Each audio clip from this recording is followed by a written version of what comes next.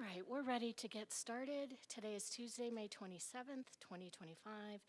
This is the City Council's work session, calling the meeting to order and giving notice to the public and to the City Council that at this meeting, the City Council may vote to go into executive session for consultation with our attorneys on any item listed on the following agenda. Can we have roll call? Mayor Daggett, Here. Vice Mayor Sweet, Here. Councilmember Aslan, Councilmember Garcia, Present. Councilmember House, Here. Councilmember Matthews, Here. Councilmember Spence. Councilmember Aslan, would you lead us in the Pledge of Allegiance? It will be my pleasure. Please stand.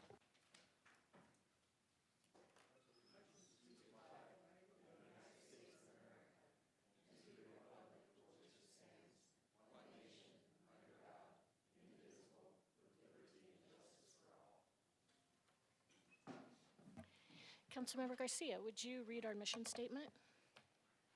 It would be my honor, Mayor. Thank you. The mission of the City of Flagstaff is to protect and enhance the quality of life for all. And Councilmember Matthews, our land acknowledgement.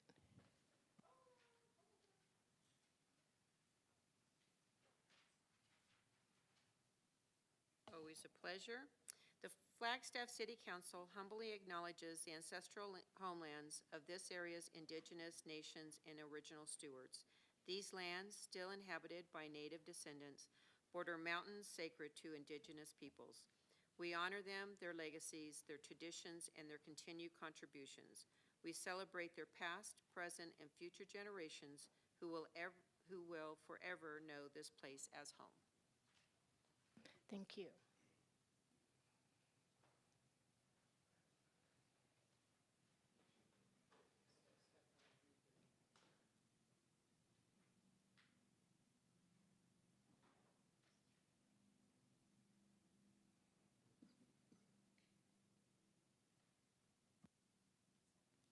One second.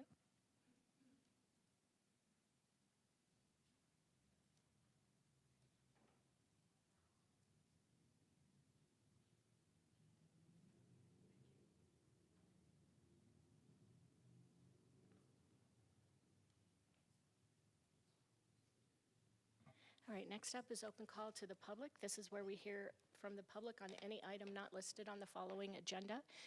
Each speaker has 3 minutes to speak, and there's a timer here. And comments for any agenda items will be taken at the time that that agenda item is discussed. First up, we have Dapper Dre.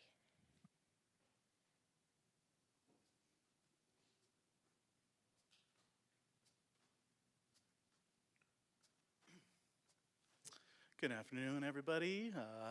It's still May, so coming to talk about what I've talked about all May is bicycle access, bicycle advocacy. This week marks 4 years since the bicycle crash that took my friend Joanna Wheaton's life and my leg. Took a lot of people's capability to bicycle safely and with clear conscience out of that realm. So just kind of remarking that it's 4 years and where are we, what has happened. Is there infrastructure that's been worked on? Kind of. We got the pilot program that got ripped out. Now we're back to white lines. We did, in all due respect and applause, we got the 30 mile per hour designation on Butler, so that's pretty great. But again, it's all just written stuff. Again, there's a lot of plans, the carbon neutrality plan, the climate emergency decree. It's all written. There's not a lot that is shown that we're working on stuff. You know, we get the Beulah roundabout, we get the Lone Tree overpass, both of those totaling about $80 million of money. We're probably gonna get a J.W. Powell extension, and that is all car-centrism, right? And I'm sure most people know, I hope, if you're working for the city, if you're working within some of these issues and problems, the topic of induced demand, right? The more you build for something, the more people are gonna use it. So these things you're building for cars are gonna have more cars. If you build more parking lots, you're gonna have more cars. If you build wider roads, you're gonna have more cars.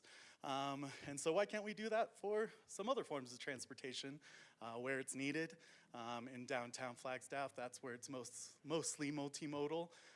We could extend sidewalks. We could actually put in bike lanes if you chose to do it. Again, it will take money, it will take time, but we see time and money being spent always on cars getting places faster.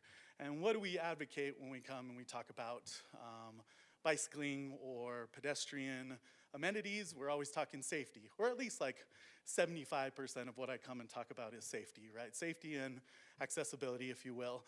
And if you see kind of the contradictory or critique from vehicle users, it's mostly in the realm of convenience, right? Traffic is inconveniencing me. I have to go slower. Traffic is taking forever. Oh my God, it's taking forever to get across Flagstaff. Oh my God. And they're rarely arguing for safety, right? Some people come in, but the thing that is killing us on streets, the things, if you believe in science, that is killing us by carbon emissions is the fact that we are so car-centric. So in order to get away from that, we're gonna make some hard decisions to inconvenience cars, some places, and strategically use them. Close down some streets every once in a while. We close down a street every Sunday for the Sunday Farmers Market. Everybody loves it. We did it for First Friday. Everybody loved it. So if we could see more development, more backing, more conversation, more exclamation that we're doing that to try to get people away from always thinking they need to park conveniently. They have convenient parking. There's convenient parking right outside here for an evening out on the town. The county building has 60 parking spaces that don't get used after 5 p.m. and on the weekends. When can we start messaging if all you're gonna do is message, right?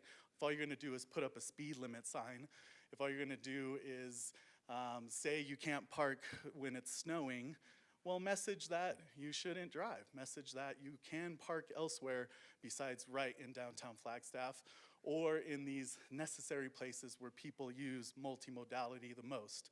We would like to see some reinforcement, not only of that idea, but also encouragement to use that reinforced infrastructure for walking, for biking, not always saying, how do we get as many cars as we can to a place, because that equals community and that equals economy, but we can switch that mentality in our head to what makes it safe, what makes it usable for everyone, where are people using those infrastructures, and can we reinforce them?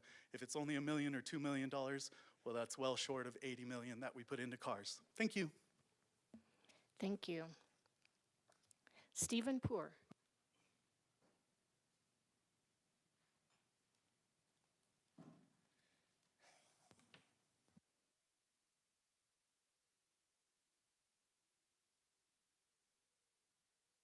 Not on. There, it's back on. Thank you. Mayor, Vice Mayor, Council, Steve Poor, 1640 West Avon Way. Last week I came in front of you and I pointed out to you that there was a problem with your contracting, and I also pointed out there's some problems with your investment policy statement. After I gave my comments, it was pushed aside that I was just talking about the investment policy statement. Didn't talk about the scope of work, number 5, that I brought up twice to you, which is in direct conflict with your charter, which a contractor you approved, which today I provided a complaint to the city attorney regarding this. And let me highlight this in case you missed the technicalities of what we're talking about here. In the scope of work, it talks about how in the responsibility of that company giving you quarterly reviews and how that measures up to your investment policy statement, okay? In your charter, you've got the responsibility for hiring investment managers and hence the oversight of monitoring those, okay? And scope 5 of the contract last week stated these quarterly reviews only have to go to the Director of Management Services.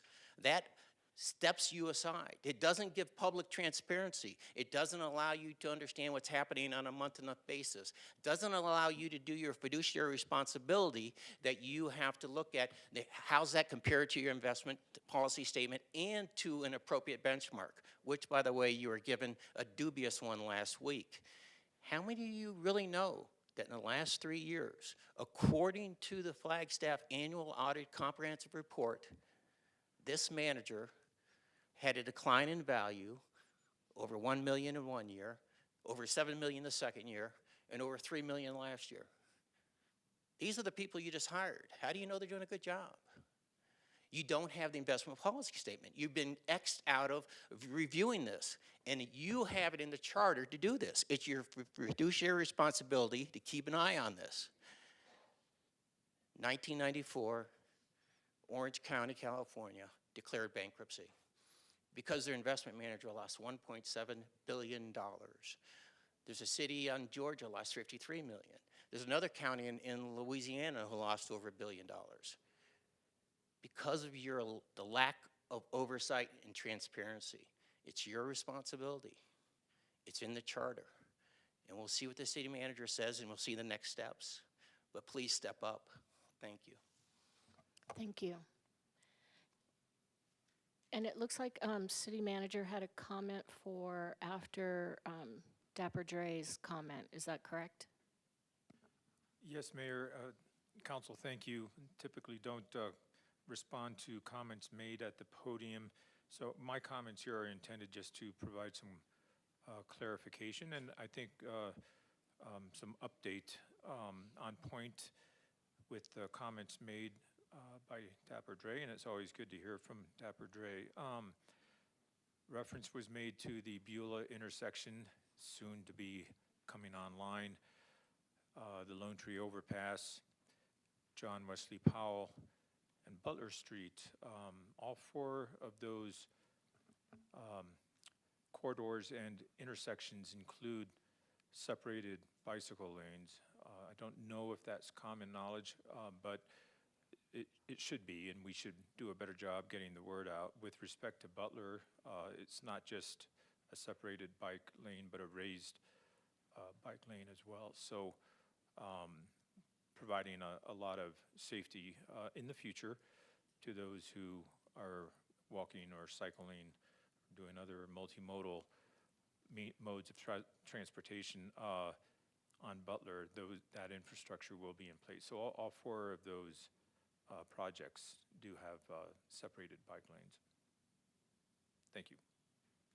Thank you. All right, next up, we have... Mayor, may we do one more open call? We have another commenter? Okay. Very quick, Your Honor. Famous last word. Hi, I didn't even recognize you. John McCullough. I get better looking every year. Yeah. John McCulloch, number 2 Hillside. But I'm here on behalf of our business, the Motel Dubois on 19 West Phoenix Avenue. One of the bulbs, the white bulbs on kind of the antique lampposts has blown off. And my wife has, I can't tell you, she's requested somewhere a few times to see about, having that bulb replaced. We, at one point, the city and we negotiated and we took over the utility box for those lamps on the west side of Phoenix Avenue. So we pay the electricity, but I still think the city was going to maintain them. So I just wanted to, I lucked out. There's a meeting going on, and here I am right in time for public participation. But if I could ask Streets or somebody to come by and look at and replace that bulb or make sure those lights are working. That's it. Thank you very much. Thank you. Okay. And staff, there'll be a follow-up on this? Yes, thank you. All right, so next we have a review of the draft agenda for the June 3rd, 2025 City Council meeting. Council members, do you have any questions or comments about the agenda? Councilmember House. Thank you, Mayor. I just wanted to note, I know that the Commission on Diversity Awareness has 2 proclamations that they are going to bring forward. I don't know if they would be intended for that meeting or not, but I just wanted to raise awareness of that for June. I'm sure that Georgiana is all over it. Thank you. All right, moving down to 6, May work anniversaries. Shannon?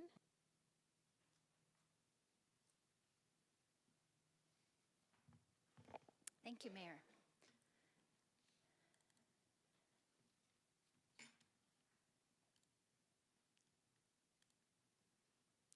Well, Well, good afternoon, Mayor and Council. We have our May work anniversaries to share with you today. We have our first-year anniversaries that you'll see here, some from Water Services, the Police Department, as well as Public Works, and our engineering group, as well as pros. So lots of great employees who have just finished their first year with the city. Moving on to our 5-year anniversaries, we have Michael Rodriguez. He's one of our employees over at the municipal court. He's a warrants officer. We also have Ryan Urena. He's in our water services team, works on SCADA, which is highly technical. So thanks, Ryan, for doing that. We also have Colette Truman. She's one of our police records supervisors. And Lorne Cargill. He works in water services as well as one of our program managers. Oops. You might recognize Chris Jack. He is one of our fire battalion chiefs.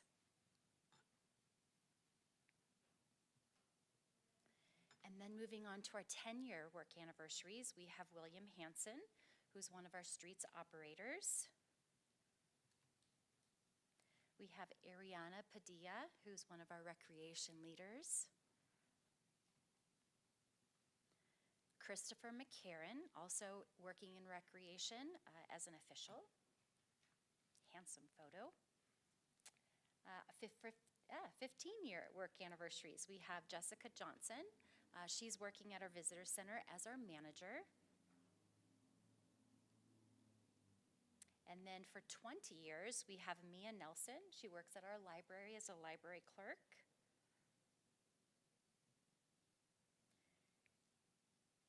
I'm sorry, I have an updated presentation. It looks like it didn't get updated here. Give me just one moment. I want to tell you a little bit about Lewis. He's celebrating his 25 years.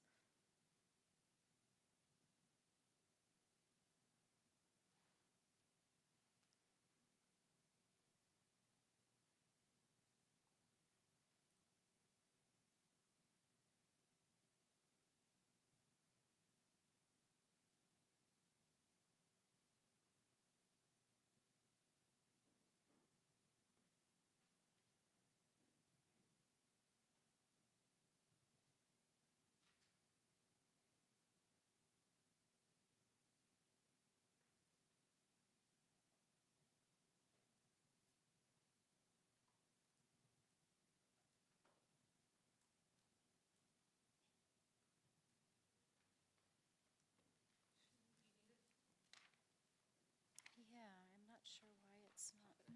Okay, thanks. It's taking quite a while for my computer to, I think it's right here. Yeah, thank you very much, Heidi. Sorry about that. Made some updates earlier today. So to tell you a little bit about Lewis, he started as a recreation leader. He started in areas with athletics, also worked in youth programming, sports field maintenance, adult programming, and all things parks and recreation. His educational background in turf grass management and certification both in parks and recreation, as well as his AIA officiating, has created a path to being the recreation supervisor at our Joy C. Montoya Recreation Center. He's able to demonstrate outstanding communication, customer service, training, and programming for the Flagstaff community. The pros team said that they know they can count on Lewis to listen, provide feedback, and contribute to any task, no matter the location. And we're thankful to have his ability to blend in with the team. So we wanted to congratulate Lewis on his 25 years. Lewis had a prior commitment, but he shared with me, it's okay, just save your celebrating for 30 years because he plans on being here for the next one. And Shannon, excuse me one moment. Yeah. Councilmember Garcia, did you have a comment on this particular one, or? Thank you, Madam Mayor. I figured since we were waiting for some data on Lewis, that I could just do a quick shout out, but since we found the data, I'll still give him a quick shout out while we're here. Lewis was, I think, my second or third best friend growing up. So I met him when I was 7 or 8 years old on the Reds baseball team, Mount Eldon Little League. And although the significance of our relationship was kind of brief because, we lived so far apart and everything, you can tell his commitment to sporting events, to the community, to his family, and just an overall good guy. And it doesn't surprise me in the least. And we are also so lucky to have Lewis here, but it doesn't surprise me in the least that he'll be here for another 25 years at least. And we'd be happy to have him on the team. I like to give these shout outs to people that I notice out there on the streets when it comes to their anniversary dates, those that I've known for a while, and those that I've had a personal relationship with. So thank you for allowing me that opportunity and that grace. Terrific, thank you. All right, we've got one more to share with you today. This is Marion Lee. She's celebrating 30 years. Thank you, Heidi, again. Marion is a connection point for the city in many ways. She started working actually for the city in customer service and then filled in for many positions. And when you do that within our city, it allows us to connect with different processes between divisions, and she had that opportunity as she began with our city 30 years ago. This allows her to frequently step outside of her role as administrative assistant to connect customers and staff with a person who can help them. Having been with the city for the past 30 years, she's also a connection to the past, frequently able to remind the team of more efficient ways to serve the public. Lee said, as the new Water Services Director, that he would not be overstating to say that many of them could not do their jobs without Marion here to support them. So I thought that was terrific. I actually had an opportunity to check in with Marion to see if she was going to be able to join us today. She has a family commitment, but she did talk about her 30 years as being a journey. She said she's watched the town grow and the water demand increase over the years. And still growing today. She was here to witness the extension of reclaimed water use and many other items within the Water Services Division. She started with Ron Doba, who was the Director of Water Services in 1994. She said it's been a pleasure to be part of the water professionals and knowing that they benefit the community. So I thought that was a pretty neat story about her journey, and I wanted the opportunity to share it with you all. So congratulations to Marion, as well as our other individuals celebrating their milestone work anniversaries. We really appreciate everything they're doing for us, and thanks for your time today. Thank you, Shannon. All right, next up we have the city manager's report, and I hear that we've got a video of a rock star that we're going to show today. Oh, you're stealing my thunder. Sorry. It's okay, Mayor, Council, thank you. Couple of things before we bring out the rock star. Wanted to point out, this is a very brief report, and we do not have any division updates to follow, but you do have an update from Economic Vitality appended to the report. Please give that a read at your leisure. Sustainability Leadership Community Partner Award from NAU was provided to Emily Melhorn with our Flagstaff Water Conservations team. So a nice picture there, quite an accomplishment. We're very happy and proud. Also some quick updates regarding the Human Resources and Risk Management team, including some photos of the construction project that is occurring right next door and on schedule, and we're very excited about that. And some other updates as well. And then, Mayor, of course, we have Captain Neil Chapman, who I think is with us, yeah. And just real fast, and then we'll queue up some video here. But on May 15th, Captain Neil Chapman went to Washington and provided testimony before the House Committee on Natural Resources, chaired by Representative Bruce Westerman. Neil spoke to a number of topics, all relating to forest health, and it's only a few minutes, maybe 4 minutes of a snippet we'd like to share because it's so critically important, and Captain Chapman did such an amazing job. So I would echo the rock star comment, Mayor, and we wanted to invite Neil down and shine a little bit of light on his testimony, if that's okay. Absolutely. I wonder if we could put a chair right here and just have him sit there. Yeah, I'm all over that. Yeah, we're ready. Thank you. And now I recognize Mr. Chapman from Flagstaff. We'd like to hear your 5 minutes. Jaragosa, Ranking Member Dexter, and distinguished members of the committee, thank you for the opportunity to testify today. My name is Neil Chapman. I'm a wildland fire captain with the City of Flagstaff Fire Department in northern Arizona. I've worked in fire for over 20 years. I'm a qualified engine boss and have deployed on fire assignments from Texas to Montana. I'm also a former member of the congressionally chartered Wildland Fire Mitigation and Management Commission, which provided one of the most comprehensive roadmaps of policy solutions to date for the wildfire crisis. The Fix Our Forest Act includes many commission recommendations, with the Senate version touching on a third of the recommendations in the final report. The City of Flagstaff Fire Department has been a leader in wildfire risk reduction for 30 years, and it illustrates the important role that local fire departments and districts can play in supporting the aggressive operational tempo necessary for comprehensive community risk reduction.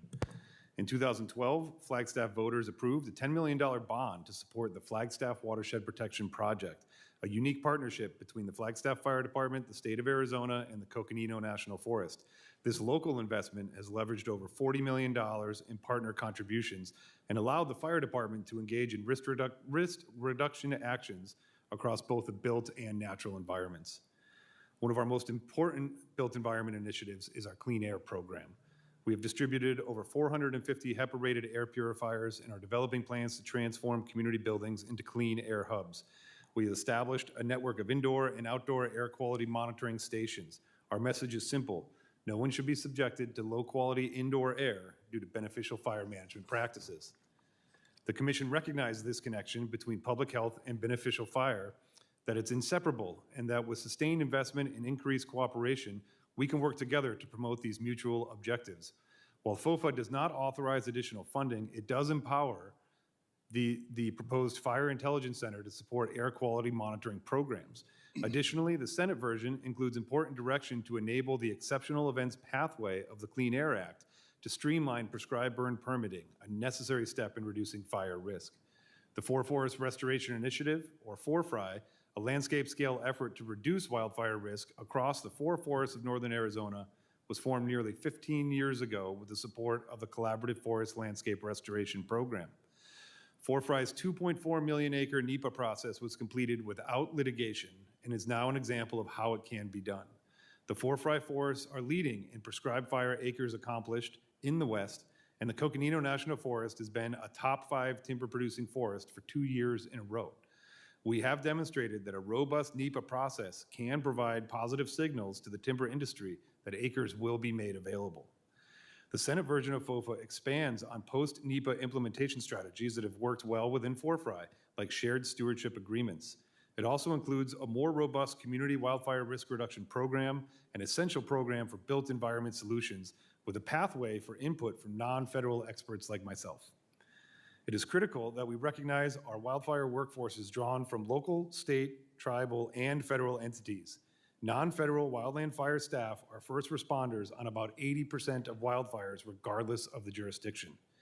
U.S. Fire Administration statistics indicate that nearly 18,000 fire departments and districts across this country engage in wildfire response. Support for our workforce, our entire workforce, is critical to providing effective wildfire risk reduction. A significant driver of the wildfire crisis facing communities like Flagstaff is over a century of land management strategies based on wildfire suppression and exclusion. While constant improvement in wildfire response is a natural and important part of our fire service culture, reactive strategies alone do not provide an appropriate level of service to our communities. For time immemorial, people have used beneficial fire intentionally to steward the land, strengthen communities, and reduce wildfire risk. We can find this balance again. A culture shift based on proactive risk reduction is needed to draw down the long-term costs of wildfire. The Flagstaff Fire Department, along with our local, state, and federal partners, protect Flagstaff with fire, not just from fire. The Flagstaff Fire Department stands ready to help support the implementation of wildfire and committed federal partners. Chair Gosar, Ranking Member Dexter, distinguished members of the committee, thank you for the opportunity to testify today. Thank you, Mr. Chapman.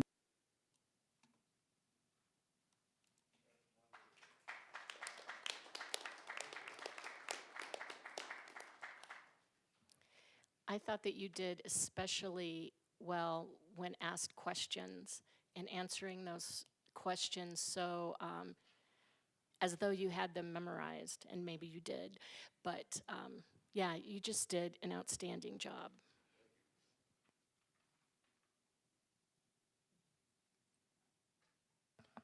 Thank you, Mayor, Council, and thanks for indulging us with that little video clip. It was a great representation that occurred, and we're grateful to Neil Chapman for going to Washington and doing such a good job on behalf of the city and in the region. Neil, I don't know if you had any other comments you wanted to share. You're good? Okay. And I think that's all we have in our report unless there's any questions by the council. Council, any questions, comments? Councilmember Matthews. And Neil, don't go away, or Chief. And I thought I emailed this to Chris Jack, and it didn't go through. It's still sitting there in draft, so maybe you guys know.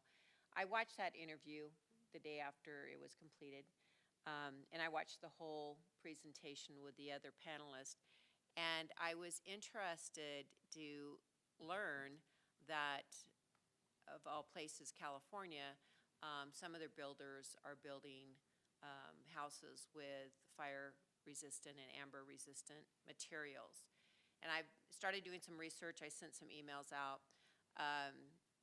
It doesn't look like it's a higher cost, but I know Sedona adopted the International Building Code, which then allowed them more tools to require new builds, especially in those areas that are more subject to hazardous fires. Do you happen to know, have we done that as the city, maybe the city manager knows, have we adopted those international codes, and do we have the Wildland Interface Code in our toolkit to? Yes, the City of Flagstaff adopted the International Code Council's Wildland Urban Interface Code, what we often refer to as the WUI Code, in 2008, with a whole bunch of amendments to customize it for our community. And as part of the code analysis project, we're reviewing that, and we've got some updates planned to adopt what is, I believe, the 2024 WUI Code with amendments as well. And we're looking at, you know, the amendments from the 2008 code really set up very few changes that will be needed to adopt the 24 code, because back then it was very forward-thinking. And we're looking at just putting a few more touches in there to align it with some of the modern standards coming out from groups like the Insurance Institute for Business and Home Safety. And we're really excited about the proposal we're putting together for the 24 code adoption. That's great to hear, because in my research, I did read that houses built with these fire-resistant materials are 40% less likely to burn. And I heard, although I didn't find it in a report, that the California fires, a lot of the houses that didn't burn down were built with like the metal roofs and other things that help them. So I think that's definitely, I'm happy to hear that we've got that coming and we have it on the books already, so thank you. Yep, thank you.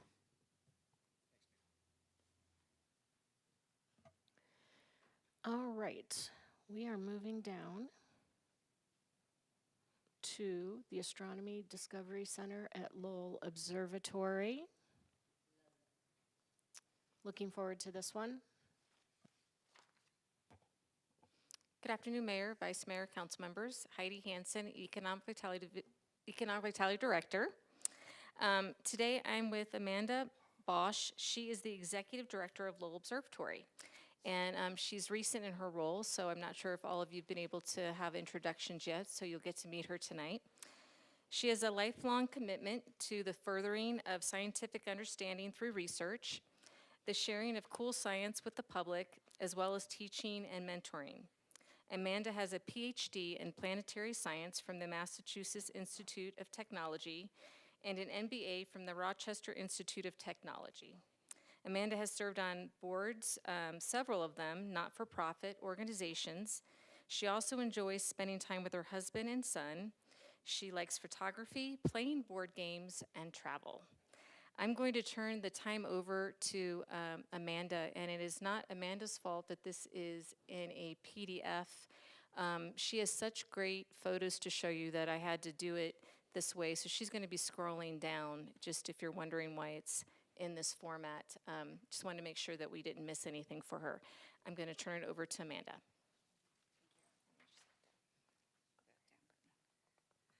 Thank you. Thank you, Heidi.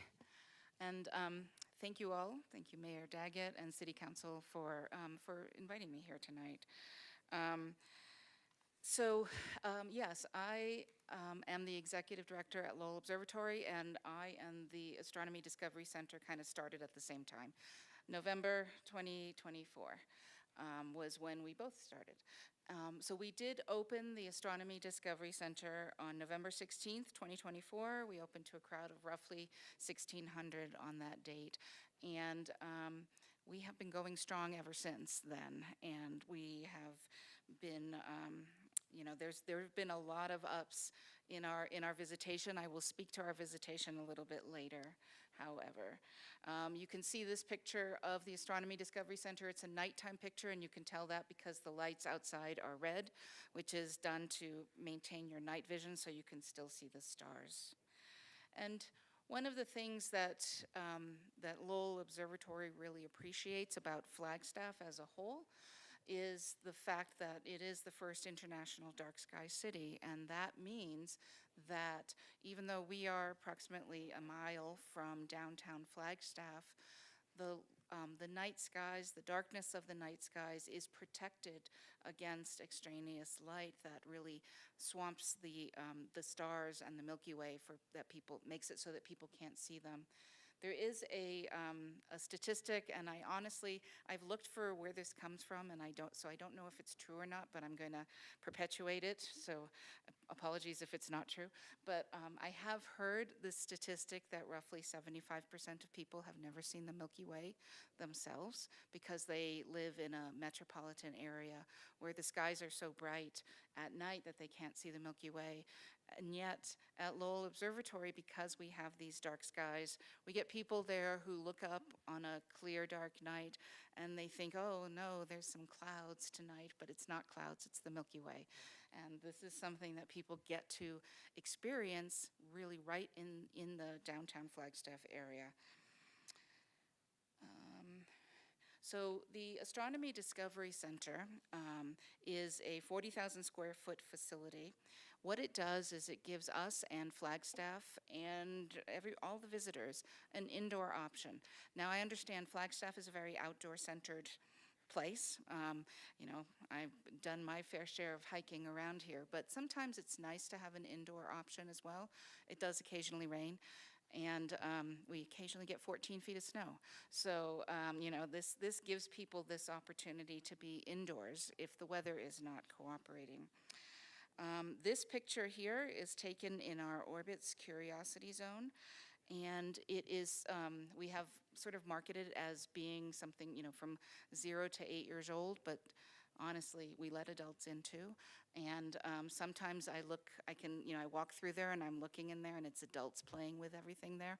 And honestly, I love going in and just playing with everything. There's just so much fun. It's meant to be hands-on. There is only one screen in the children's gallery, and it has to be because it's an infrared camera and you can't use it if you don't have that.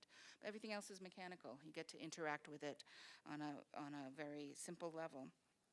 I also want to thank City Council for sponsoring the Earth, because in the Orbit's Children's Curiosity Zone, we have models of all of the planets in our solar system, including Pluto, and City Council sponsored Earth, which I think is very appropriate. So thank you for that. Lowell Observatory's mission is discovery, and this discovery takes two forms. Our scientists make basic scientific discoveries about our solar system. our galaxy, our universe. But the other part of discovery is that we share those discoveries and others, not just ours. We share them with the public, with people, with our community here in Flagstaff, and with people across Arizona, and everybody who comes through our doors. This particular exhibit here is it's in our exoplanet corner in the astronomy gallery. And what we have in that corner is 3 different exhibits that show how the tools of astronomy are used to discover planets around other stars. And I particularly like this one because I worked on it a little bit. And it's a way to show how we discover planets around other stars by watching the light from the star and how it dims when a planet passes in front of it. One of the things that we know is that discovery is a very personal act. When you go someplace and if it's the first time you've been to a particular place, you're not maybe discovering secrets of the universe, but you're discovering for yourself what you know, what you don't know, and learning things at the same time. And so this is one of the things we try to share with everybody who comes to the Astronomy Discovery Center. Give them that opportunity to have their own act of discovery. Often it is school children. You can see Todd Gonzalez, our education manager here. I have a number of images of him, and it's always with liquid nitrogen, but I do see him occasionally without liquid nitrogen, so I know that it's possible. And I don't know exactly what he's doing, but he's probably describing, the conditions on Mars or further out in the solar system using liquid nitrogen, and kids are absolutely loving it. We host a lot of school groups up at Lowell Observatory. And this is an opportunity for kids really to reach out and understand our solar system through this, and the universe that we live in. And we just love giving them that opportunity to discover for themselves what science is and what our solar system is like. We also host a number of schools through our NAOP program, Native American Astronomy Outreach Program, which now has been running for 30 years. One of our facilities at the Astronomy Discovery Center is the Lowell Universe Theater. And you can see it here from one of the higher seats. It is a 16,000 by 4,000 pixel display, LED display. It is the highest resolution display in the area. I think the Sphere I know the Sphere in Las Vegas has more pixels, but we're, in this area. We actually had a group come in from Philadelphia to display something on our screen so they could decide if that was something they wanted to include in their facility as well. And so you can see there's liquid nitrogen down there again. We had a local school group come in and sing a song about Pluto during our I Heart Pluto festival here. And so this facility here is one that we can use in many, many different ways. I've actually been trying to see if we can hold weddings in here, because we can put any image on that screen. And I don't know, I got married quite a few years ago. Tomorrow's my anniversary. I would have loved to have gotten married on Pluto, and we can put Pluto on the screen. And I think that would have been very cool. We'll see if I'm successful in doing that. The other thing that we hold in this theater is our Worlds Revealed speaker series, where our astronomers come and talk to the public. This is Dr. Nick Moskovitz talking about how he studies asteroids in our solar system to see whether or not they're going to impact the Earth. This is planetary protection. This is something that everybody can get excited about, not dying because being hit by an asteroid is a good thing. And our scientists are involved in this, and Nick is an excellent speaker, and he tells people how this all works, what the possibilities are, how we determine it, and people love it.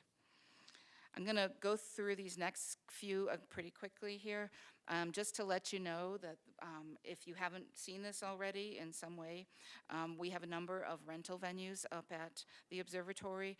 This is our great planetary hall, where we have images of each one of the planets up on the wall in very high resolution.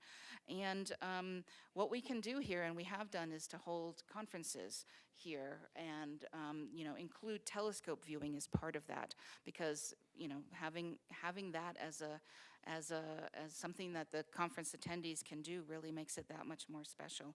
We've also had several weddings in here in this area. This is the seated option. You can see the tables set up. And then we can also do the lecture option. This is astronaut Nicole Stott, who was there for the grand opening, telling about her time in space and sharing her discoveries with the people in the audience. Back to the Universe Theater, I want to just show this little guy here. He is one of my favorites. He really embodies our goals. We want to share awe and wonder as widely as possible, and this guy here is really enjoying that experience. I can tell that. And I think that it's really great to see everybody else, thinking, wow, look what's going on there. So recently, we have won a couple of awards that we are quite honored to have done so. One of them is the Newsweek Reader's Choice Award for Best Science Museum in the United States. And we won that about 5 months after we opened, and I think that's what we did tell our supporters to keep voting for us, and they did. And then also, about a week later, we won the Time Award as 100 Greatest Places in the World to Visit, and that was quite an honor as well. And so those were two recent ones. More recently, we were the recipient of the Flagstaff Commission on Inclusive and Adaptive Living Agency of the Year for our accessibility that we built into the Astronomy Discovery Center. And so we really appreciate all of those awards. This doesn't look as good because this is a graph that I made, but this is our visitation since we opened in November. The blue line is this year, and the red line is last year. And you can see here that the blue line is quite a bit above the red line, which is just saying that our visitation this year has increased by quite a large amount. In fact, up through March, the factor we had visitation increased by about 150%. That's an increase of 150%, and so. In April, it has dropped a bit. There were a couple of things happening in April, if you will probably recall, on a federal level, some announcements about economic policies. And I don't know if they're related. It's hard for me to contact people who didn't come and ask them why they didn't come. But of course, we just had our start of our summer season, and that has shot up again. So I think that things are going quite well. And we are happy to have all these people come through so that we can really, everybody is so proud of everything that we do up there and the community that we're a part of. And so we are, happy to take people through and say, look at this amazing night sky that Flagstaff has and the work that's being done here and what a wonderful place we live in. If you haven't visited before, please come and visit. If you have visited before, I'll tell you a couple things that are going on that might convince you to come back. If you've come before and had lunch at the wonderful cafe that we have there, Planet X, which is run by Jitters, they're going to start serving espresso drinks soon if you need that little pick-me-up. We're working on getting ice cream to have on campus during the summer months. So that's a nice warm weather thing. We are working on getting our liquor license approved, and we are continuing with our venue rentals, and we have additional options for those as well, like for the wedding rentals that we have up there. We now have a house available that the wedding party can stay at, night before, night after, to make it easier for them. So there's a lot that is going on at Lowell. If you decide to come up sometime, let me know. I'd be happy to give you a behind-the-scenes tour. And thank you very much. Thank you so much, Amanda. We have a comment from Councilmember House. Thank you so much for this presentation, and I just wanted to say, wow. I mean, this is absolutely amazing, and I'm so excited to see this in our community. A couple years ago I think it was one of our council budget retreats, I was asking about the possibility of Flagstaff having a science center and just being surprised that we didn't at that point. And so to see this come online, the two have nothing to do with each other. It's not like I'm saying this came about because I put that Because you said suggestion out there. something. Yeah, Yeah, thank you. exactly. This is all me. Thank you. Uh, No, but it's just amazing to see this here and to see it recognized as one of the top science centers in the nation so quickly after it was brought forward. I think that just shows how much of a connection these centers and these places have to not just the people who live here, but just that spirit of discovery. I love what you said about discovery being such a personal experience. And I certainly, when I get the opportunity to come and visit this place, I will be in that children's area all day, every day, Oh, yes. if I can, because it's so amazing. That was, working in a science center was one of my first jobs. Oh, cool. And I remember just the thrill of us as the volunteer workers of not only showing exhibits, but also being able to, every time you showed an exhibit, you got to play with that exhibit too. Right. And so just seeing that brought to our community too is really, really impactful and meaningful for me. And I'm just so thankful and grateful and excited that this is now an opportunity that so many in our community and beyond our community have to engage in the arts and sciences together in this Discovery Center. So thank you. Thank you very much. Councilmember Aslan. You can go first if you want. Thank you, Mayor.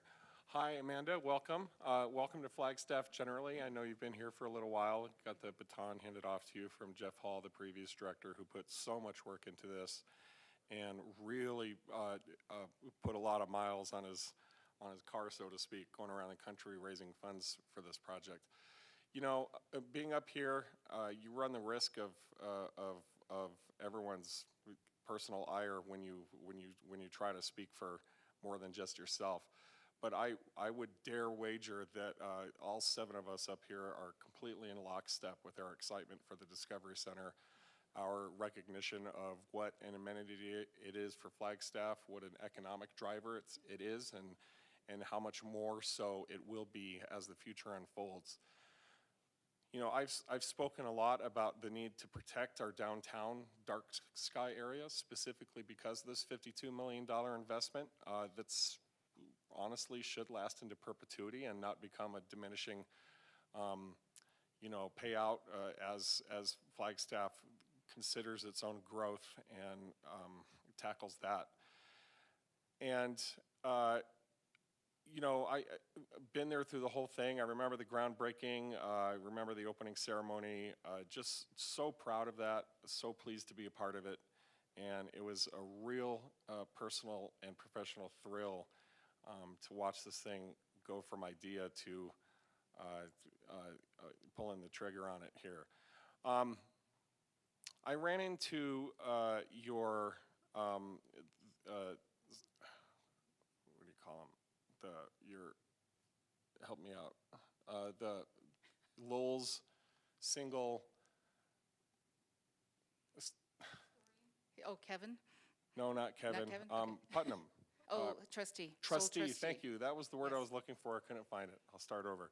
So I ran into your Lowell's single trustee the other day, and he was, you know, I don't want to overemphasize it, but he was in a bit of a panic visiting Flagstaff and telling stories about how scary a time this is for any science center with sudden funding cuts and everything on the chopping block.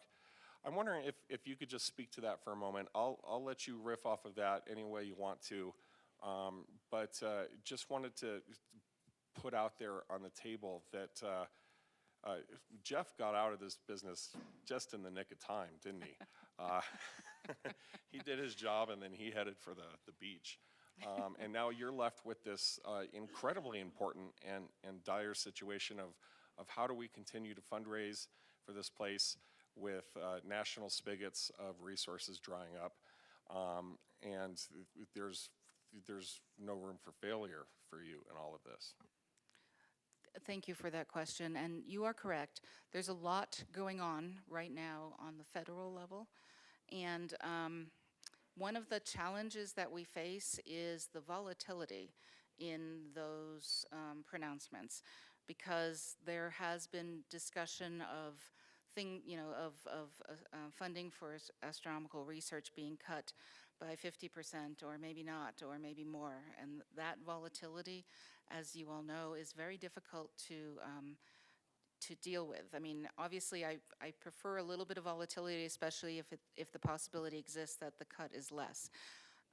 And I know that that people are working to try to maintain some funding for some of this critical research that does happen in the country, not just for astronomy, but for other fields as well.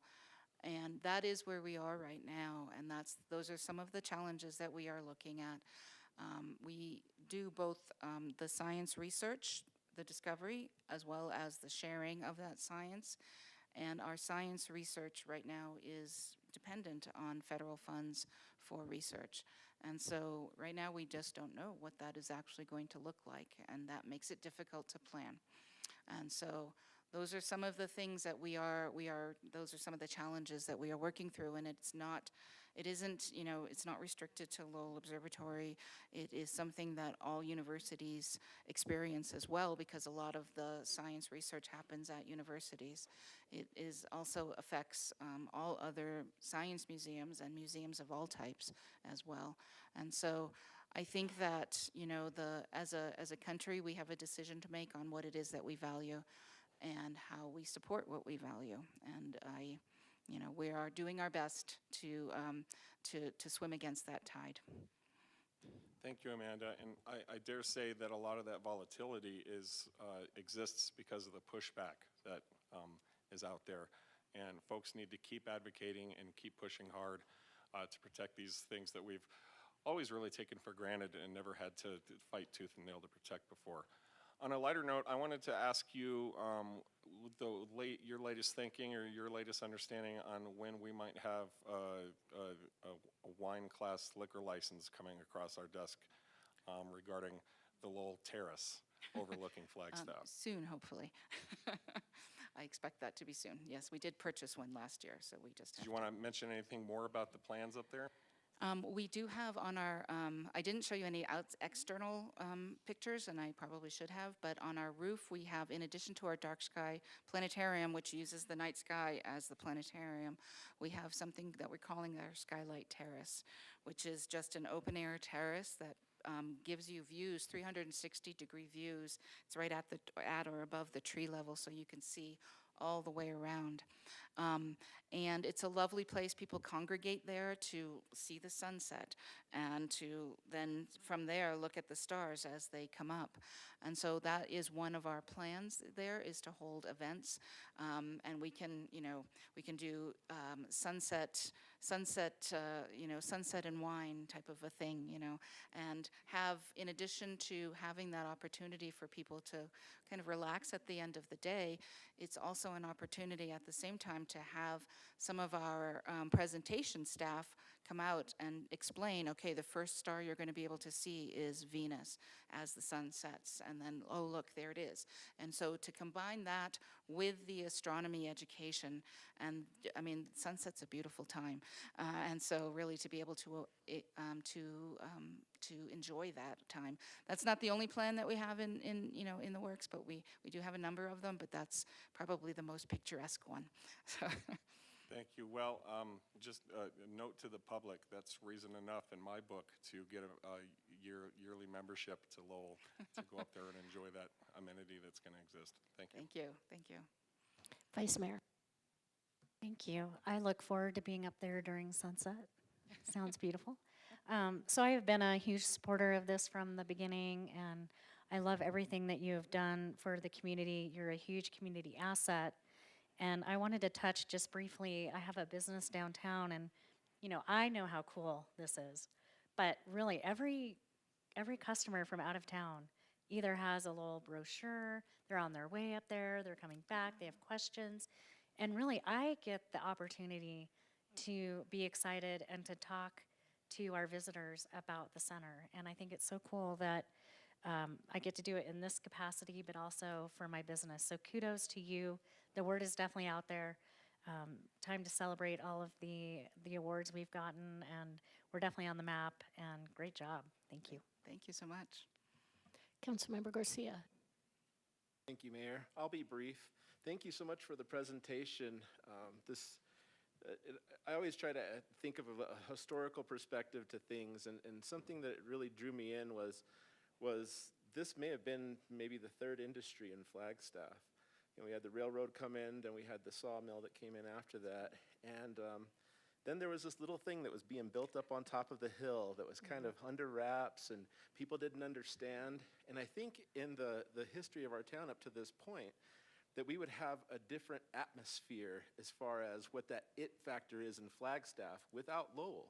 I think we would see a different workforce, a different mindset to the people that are here. Often folks, when they first move here, when I run into them in town, they'll say, I've been to many university towns, I've been to many mountain towns. This has something else.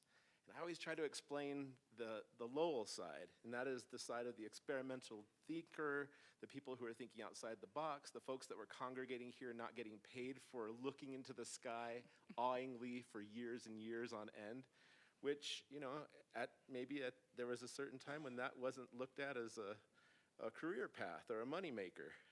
But without that, we wouldn't have the free thinkers that we have here today. That have been passed down kind of ethereally or without it being spoken throughout the years. And I think that Lowell is that it factor that we have for Flagstaff as far as just the general collective of thought. So thank you for the presentation and reminding us of what a historical asset we have, and also reminding us of how our visitorship is going to peak because of your investment. Thank you. Thank you very much. For just a second. Mayor, just want to finish by embarrassing Amanda a little bit. So we had the driest December that we've had in a very, very long time in Flagstaff, which really impedes our domestic traffic here, which come even from Mexico just for a day trip, just to play in the snow. If it hadn't been for the Astronomy Discovery Center, we would have been in double-digit decreases in occupancy, RevPAR, and ADR, and we were actually even under 5% decreases because of this terrific center that they've created for us. So I wanted to publicly thank Amanda and the team that worked on this to have this come here. Also, ever since they started building and coming here, there hasn't been a month without mad press surrounding Lowell. We've had more journalists come and work with Ryan Randazzo, our media relations manager, just because they want to get a look upstairs to Lowell. So again, major people coming into this community because of what they're doing for our community. Arizona Central has probably written 4 articles on them so far. We've seen them, as you know, New York Times and so on and so forth. Again, these are things that Discover Flagstaff dream about being able to sell to a visitor or to create a staycation for somebody that lives here locally that might not be able to get away.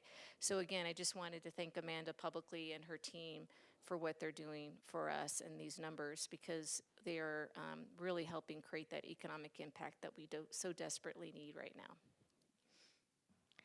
And Amanda, I'd like to add my congratulations and gratitude at the opening. A reporter from KJazz Radio had me record a message to the universe, which I hope isn't readily available to anyone, because I really didn't know what to say to the universe. but just you have so many cool touches in there for people to explore, and I think I could go there 100 times and still find new things to look at. I wanted to thank you for working with a local restaurant for your cafe, and to ask about passes for school kids.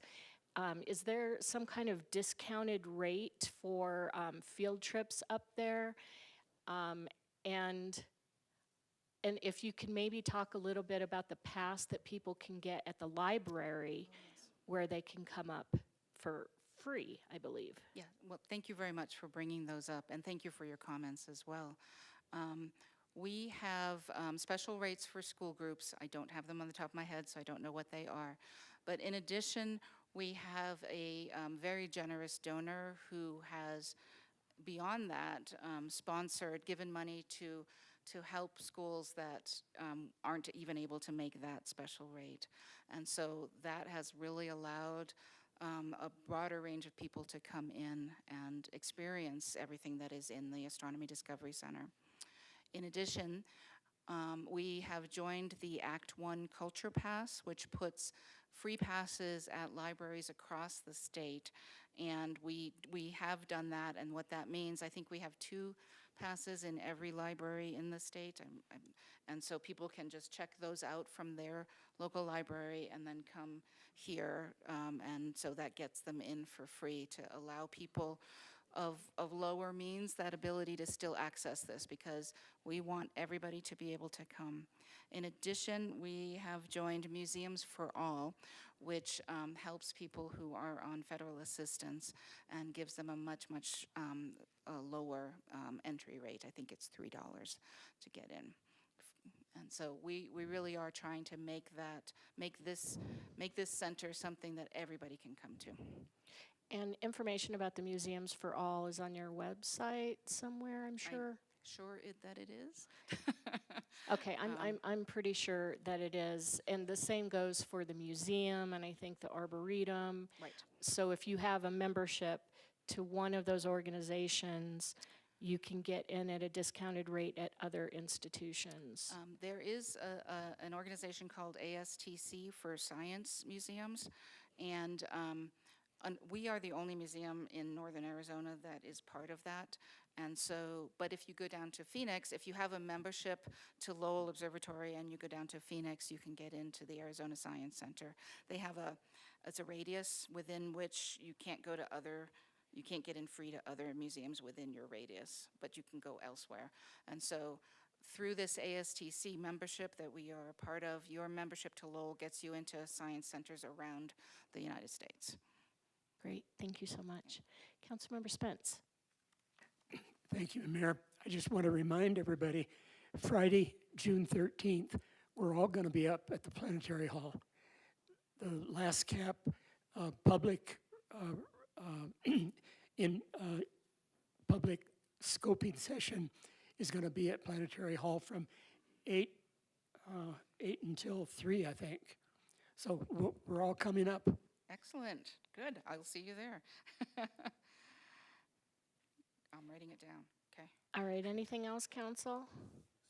Just thank you so much, not only for this presentation, but just for all of the awesome work that you do up at Lowell.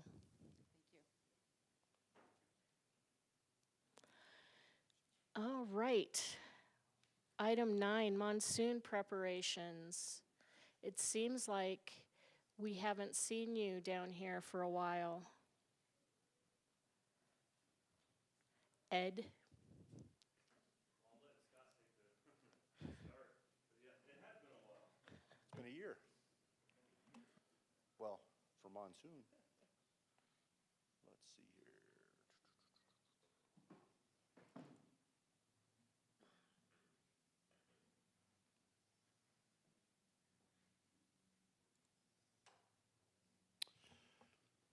Good evening, Mayor and Council. Scott Overton, Public Works Director, and you're going to see a few of us for this presentation this evening. Ed will be your highlight of the evening, as will Brian Komowski from the National Weather Service, that will predict accurately within some certainty, the weather forecast. But I did want to open this evening.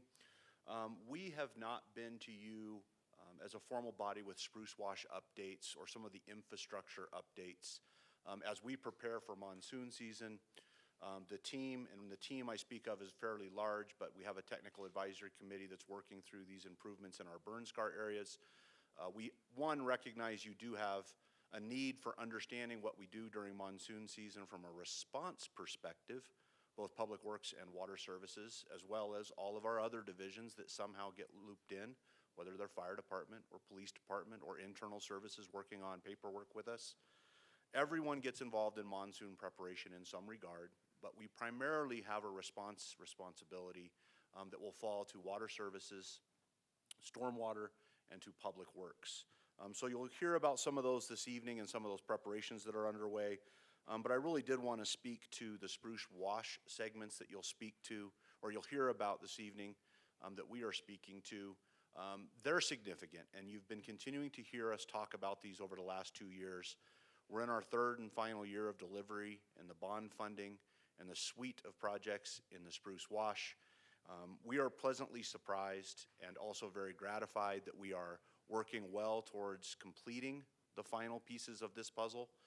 It's a very complex project, maybe one of the more complex I've ever been involved with.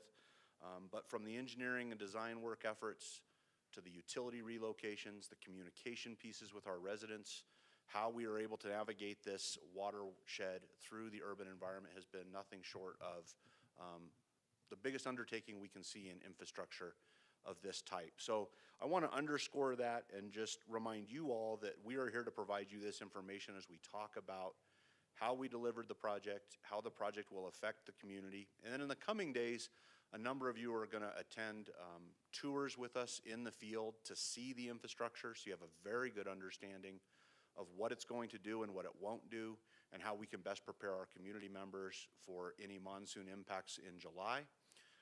And again, we're going to be prepared a few weeks ahead of that, and we'll work throughout the season. We're hopeful that Mother Nature gives us one more break, not so much for the fire side, but on the flooding side, if we had one more nice, gentle, rainy monsoon season and we could get these across the finish line, it would be ideal. But we don't live in that world of Mother Nature and what we can and can't control, and that is certainly out of our control. Thankfully, with this last winter being somewhat dry, we were able to advance a number of pieces, and we're in a very, very good place as we enter monsoon, but we are not completely out of the woods, which you'll hear about this evening. I'm really excited to see our strong finish coming up towards the end of the year.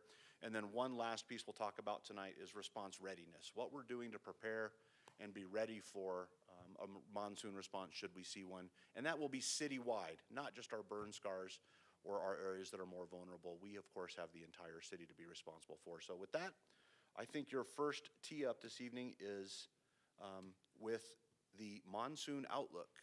Mr. Klimowski, you're up. And there'll be everyone that walks up. You'll know them all. All right, thank you.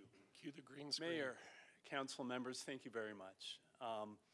My name's Brian Klimowski, meteorologist in charge, National Weather Service, Flagstaff, Arizona. I've served in this capacity for 23 years.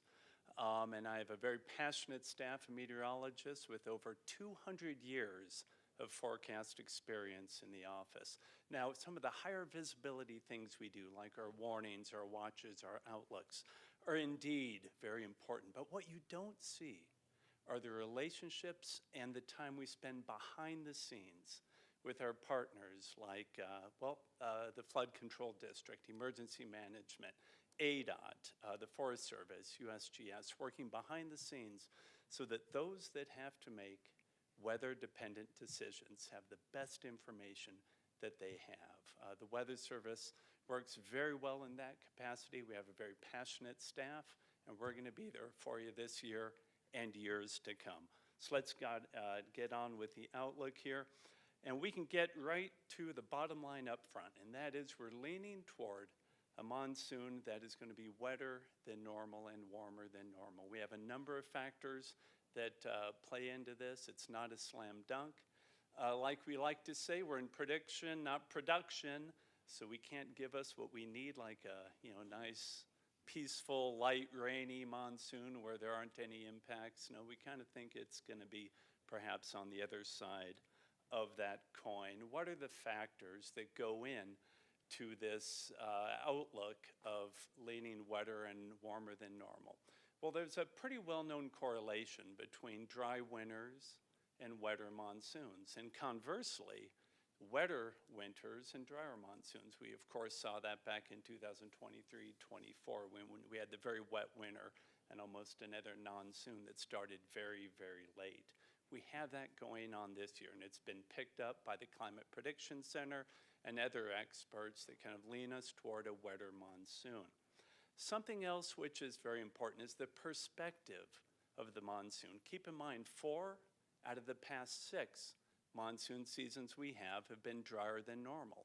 So in a way, the established community here, because of recency bias, is kind of getting used to this, oh, monsoons are this way, when actually they are not, okay? We're leaning toward a wetter than normal monsoon that might seem even more so given the fact that so many of our previous monsoons have been drier than normal over the past 6 years. Also, just because it's a wetter than normal monsoon doesn't mean it's going to start early. You know, I've been doing some looking at the extended forecast right now, and, you know, we don't see anything setting up early this year. It could be close to the traditional start we have of the first week in July, or maybe a bit earlier. We'll see. There's a tremendous amount of uncertainty in these outlooks. So I'm not going to talk much about this, but just want to show you the variability we have in our monsoon precipitation from year to year. What you see from left to right is a progression of the total monsoon precipitation given by the line. And you'll see that, you know, over the past 50, 60 years, our monsoons are getting a bit wetter with time. But there's also an increased amount of variability, which is easy to see. So we average, let's say, 7 to 8 inches of rain during the monsoon. I would plan, or at least it would be more likely than not that we're going to see more than that.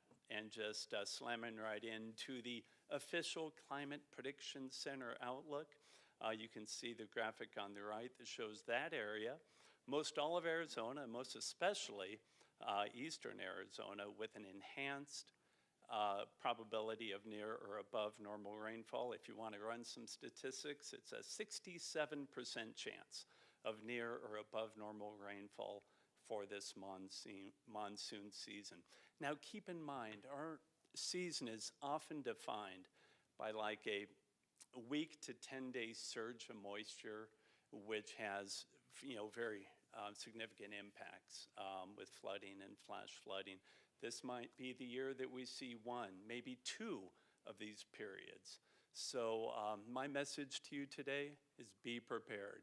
You know, the county and the city have done an incredible job with their mitigation, with the work they've done. I've worked with agencies across the country, and what I've seen here in Flagstaff is unprecedented with what's been done in response to the fires. So thank you very much.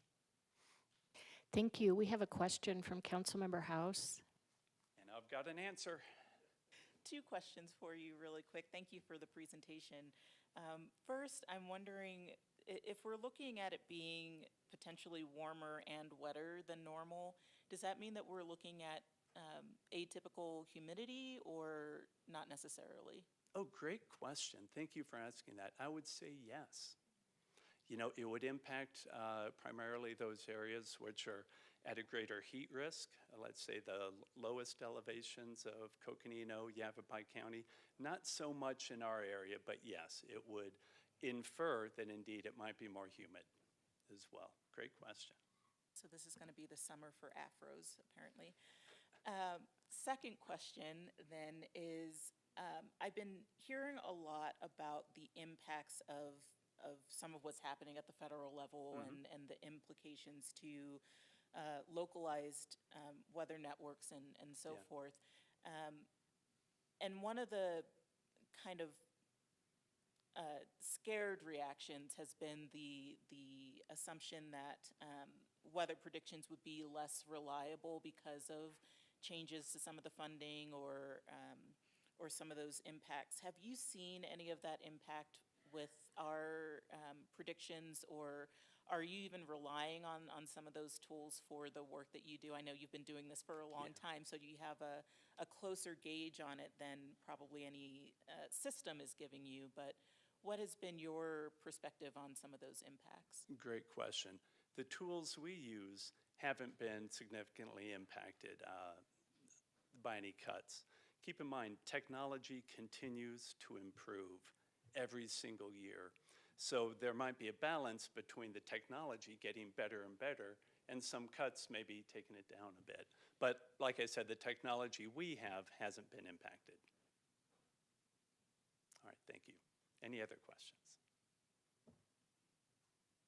Thank you. Thank you very much.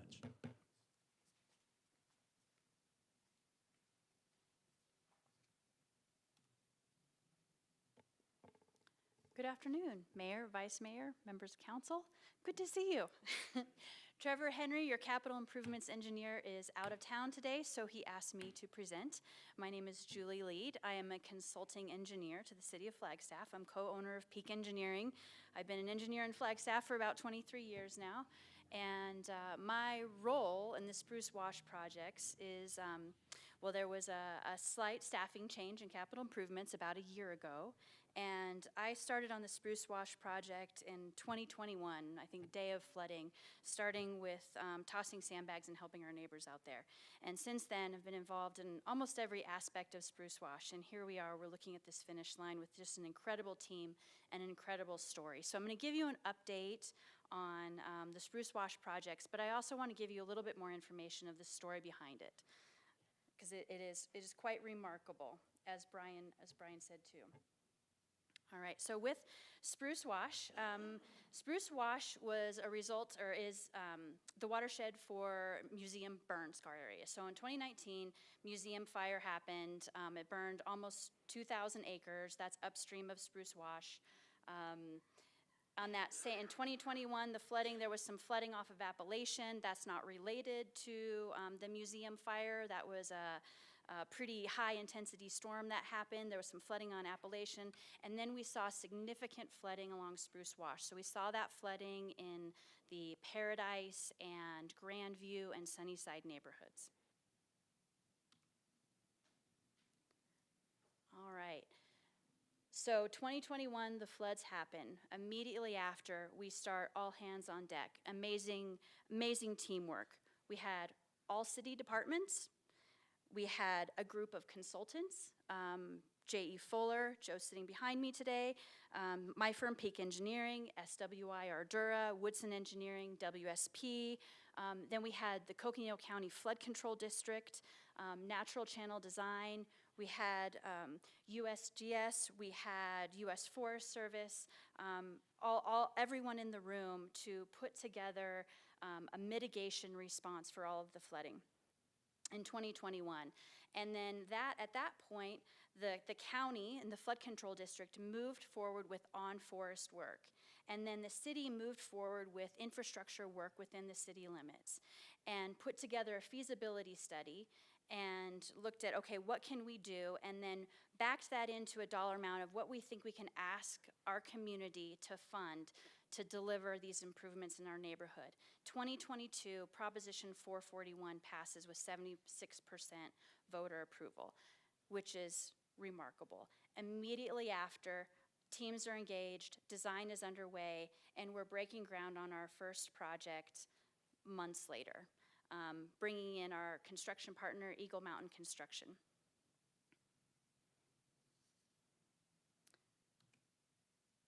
All right, so we have a suite of improvements, the 9 improvements, and we've been in front of you a number of times talking about different GMPs. Just last week, I think we were in front of you asking for approval of guaranteed maximum price with Eagle Mountain Construction for projects 6, 7, and 9.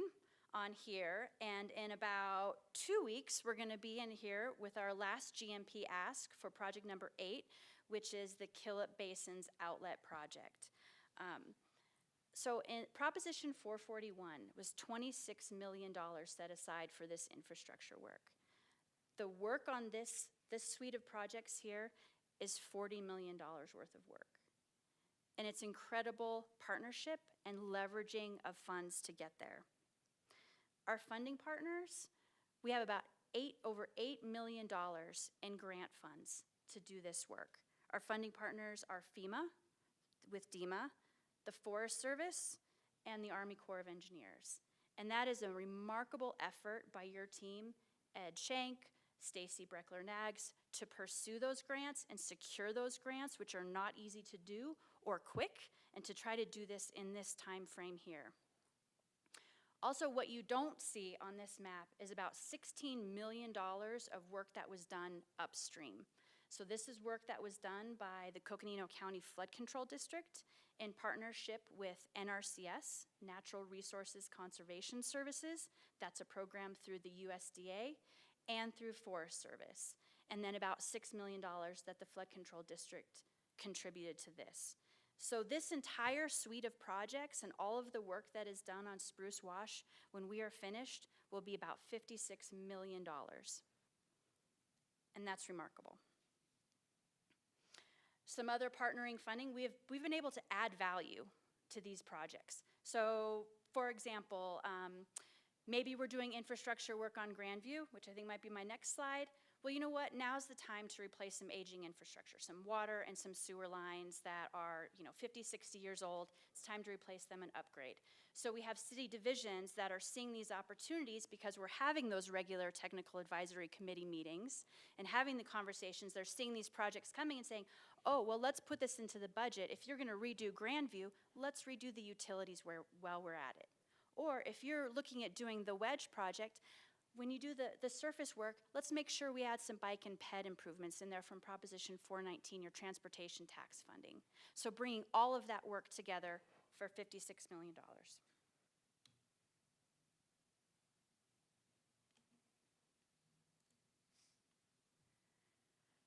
All right, so if you haven't driven this, this is Grandview Drive, and it is complete. So we took, it was a crowned roadway. Hardly any water traveled in the roadway prism. It was all in everyone's yards and at their front doors. And we inverted the crown of that road so we could put a lot more water down that roadway corridor and get it out of the yards. Put it in the road and not in the people's front yards. And we also did the water and sewer there as well.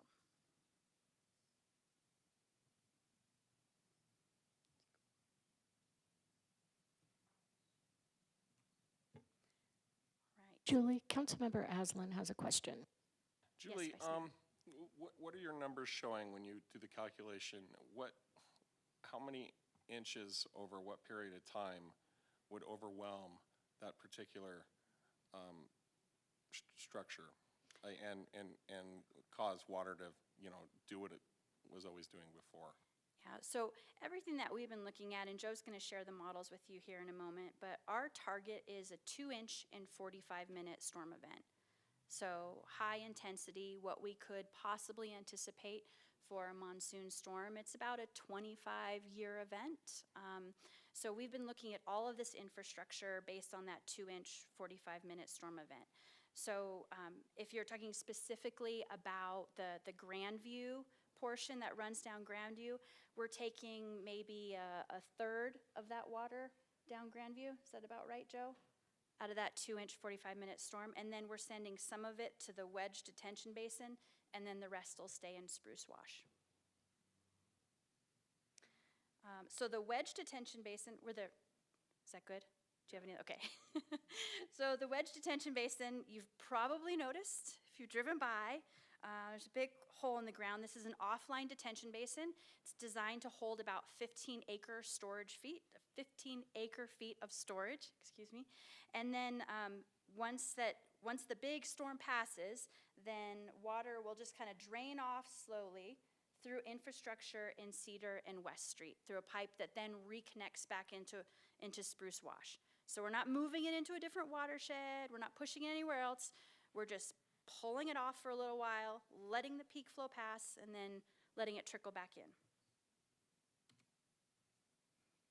Right, so we have our shotcrete that has started for the soil nail wall in the wedge detention basin. So they have excavated Quite a bit of material. We're looking at close to 37,000 cubic yards of material that's coming out of this detention basin. And we were able to preserve a buffer of trees around most sides of this. Jana and her team through Arts and Beautification is working on a project. Once we're out of here, once we put up the railing, once we have this basin complete, Arts and Beautification has a project underway that's going to do some treatment on the south edge and kind of that gateway into the neighborhoods. This is an example of partnering. So we've got the Arts and Beautification component, we have the water and sewer component with Water Services team, and then in the bottom right corner, this was last week, so it's still a little messy there in the photo, but you'll see we have a bike lane being readied, and we have a sidewalk on the slip lane on West Street. So that was Road Repair Street Safety Funding and Proposition 419 funding, added value to make it better for travelers. Right. Then we have the Linda Vista crossing. You'll see in this photo, so the crossing itself is complete. Since this photo was taken, we have some really nice footrail on the top of that concrete head wall there. You'll see in this photo, we've got a couple of plates here. Those plates right now are to block flow from all of the flow and only let some of it go downstream because we're not done and we can't open everything up until we're complete. However, we're getting pretty close on the wedge. So what we're going to do for this monsoon season, this plate right here on the, I guess it'll be the right-hand side, on the right-hand side there of the head wall, that is the pipe that goes to the wedge detention basin. We're gonna cut that plate and allow some of the water to go to the wedge basin before the project's complete. The decision-making on that is that we would rather be cleaning up stormwater and floodwaters in our detention basin than cleaning it up in the front yards of people on Grandview. We can't fully open it up yet because we don't have, there's a gate that needs to shut on the wedge detention basin. That's it's kind of a long lead item. That won't be ready and complete yet, but we're gonna cut this plate down and send quite a bit of water that way. Just downstream of that crossing, we have the Cedar Channel. This is a section of articulated block. And then downstream of that will be a shotcrete channel. The block part is complete. The shotcrete has just started. And we're excited to tour you on the progress. This one's been a hot topic of conversation lately, Cedar Avenue crossing. So this work has started. The closure of Cedar is today. And what we did is we worked with our contractor to accelerate the construction of this project and time it with the closure of the 4th Cedar West roundabout project. That allows us to expedite, to get this work done before school starts on August 4th.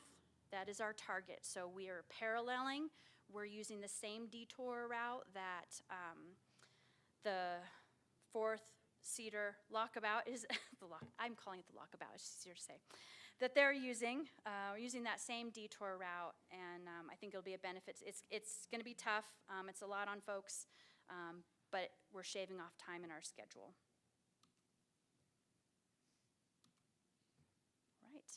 Arroyo Seco to Dortha Channel, this was GMP 6 that was approved last week. This construction is going to be starting very soon. This will be a rectangular channel, rectangular concrete channel. So if you've been through Mountain Dell would be an example. They have a concrete rectangular channel, be similar to that. We have the Arroyo Seco Drive inlet. You won't see much because there's a pipe underneath that rectangular channel, and that inlet is just to access the pipe at this point, and a little bit of nuisance flow. Then we have our Killip Basin's inlet project. This is the Army Corps project. This is the conveyance for the floodwaters. Once we exit that rectangular channel, and once that pipe is full below that rectangular channel, then it spills through Ponderosa Park into the Killip Regional Detention Basins, which were constructed in partnership with FUSD a few years ago. All right, this is GMP 7. June 17th, we'll be in front of you for GMP 7. This is our most recent grant award. This is through FEMA and DEMA. We toured with them a couple of weeks ago to show them this project. This is taking a little bit of the excess flow out of the Killip Regional Detention Basins and putting it into a pipe in the West Street Wash, because we don't want that water overtopping, going on 6th, and inundating, flooding areas that wouldn't normally be flooded. And then once that's complete, that will be our full scope of work. And that's kind of the location underground of where that's intended to go. So I think with that, we've got some modeling that we're excited to share with you, but I'm happy to pause here before Joe comes up to talk about the modeling if you have any questions about the Spruce Wash projects. Councilmember Spence, then Councilmember House. Yes, thank you, Mayor. What is the acre-feet capacity of the two Killip detention basins? Approximately 8 acre-feet. Thank you. Certainly. Thank you. I recently got pinged in a question on the, particularly in the 4th Street and some of the work happening there, that you talked about, correlating some of the work and the timing of that around that project. And the question was asking about some of the diversions of traffic that was going to happen through that area, and petitioning for essentially some like speed mitigation or things like that. And I got a question or an answer back from Jeff Bowman earlier on that question, but I'm wondering if you have any comments to make there about how you've started to plan for that potentiality, I guess, of folks trying to use those side streets to, whether they're speeding through those neighborhoods to get to where they were trying to go or anything like that, how that's been part of your planning for all of this. Certainly, Councilmember House. So a lot of that planning has been primarily by ADOT as part of the 4th Cedar roundabout project, but then we started planning, working very closely with your traffic engineering team on the detour routes. So a couple of things I can share with you. Doing a lot of monitoring. We actually have, there's law enforcement out there today. We have people in the field that are observing that traffic. Councilmember House, I heard the same concern when we were at the Sunnyside Neighborhood Association meeting a couple of months ago, just anticipating that there's going to be cut-through behavior, cut-through traffic through the neighborhoods. So I think what the plan that we have in place, a very clear detour route. We're trying to get folks to stick with the collector streets and the collector network. So those collector streets are 6th and West to get to their destination, have signage and boards to direct people accordingly. So we're right on day one. So we really a little bit need to kind of observe and react. We also know that on day one of a closure, it takes a little while for people to get into a routine to where we start seeing how behaviors, what those behaviors might be through the neighborhoods. So I know that as far as the traffic engineering team here, they're monitoring. They'll be returning calls. We have a call center as well. There are strategies that we can deploy once we start seeing what those behaviors are. If there are specific streets that start to become very attractive for cut through, there are systems that the team can put into place. Yes, Mayor? I'm stretching my hand. Oh, I was like, sorry. So there are implementations that we can do, and I know Jeff and his team have a whole list of strategies. So I offer, we're watching it, and we're going to be adjusting that traffic control. And if we need to go to that next step, I'm going to ask that team to come in and help us look at what that next step is. Wonderful. Very much appreciate that. Thank you. And Julie, along those same lines, is Cedar closed from West to 4th, the entire length? No, Mayor, it is only closed at Spruce Wash Crossing. So Grandview is open, so you could take Main Street to Grandview to get to the coffee shop. Or you could take Rose Street to get to the antiques, or the pizza, or the Mexican food, in those areas in there. So it's just that one crossing, that one piece that's closed. And And we that's- are, oh, I'm sorry. Please, go ahead. We are working on business signage right now and putting out, Beta PR has a layout and some suggestions. We want to make sure that people know that businesses are open, because this is really tough. Construction is tough on business. And that's exactly why I was asking for those businesses. So I'd encourage everyone to give some love to businesses along Cedar during the next couple of months, because I'm sure that it will be a challenge for them. But thank you for all the thought that went into keeping the closure as limited as possible. Thank you, Mayor. Council, any additional questions?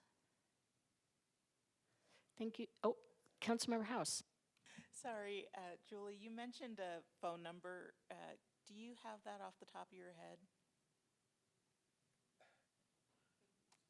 The call center? Oh, yeah, so it's 928-213-2102, and we'll have that also in some of the slides further in. Thank you. Thanks, Ed.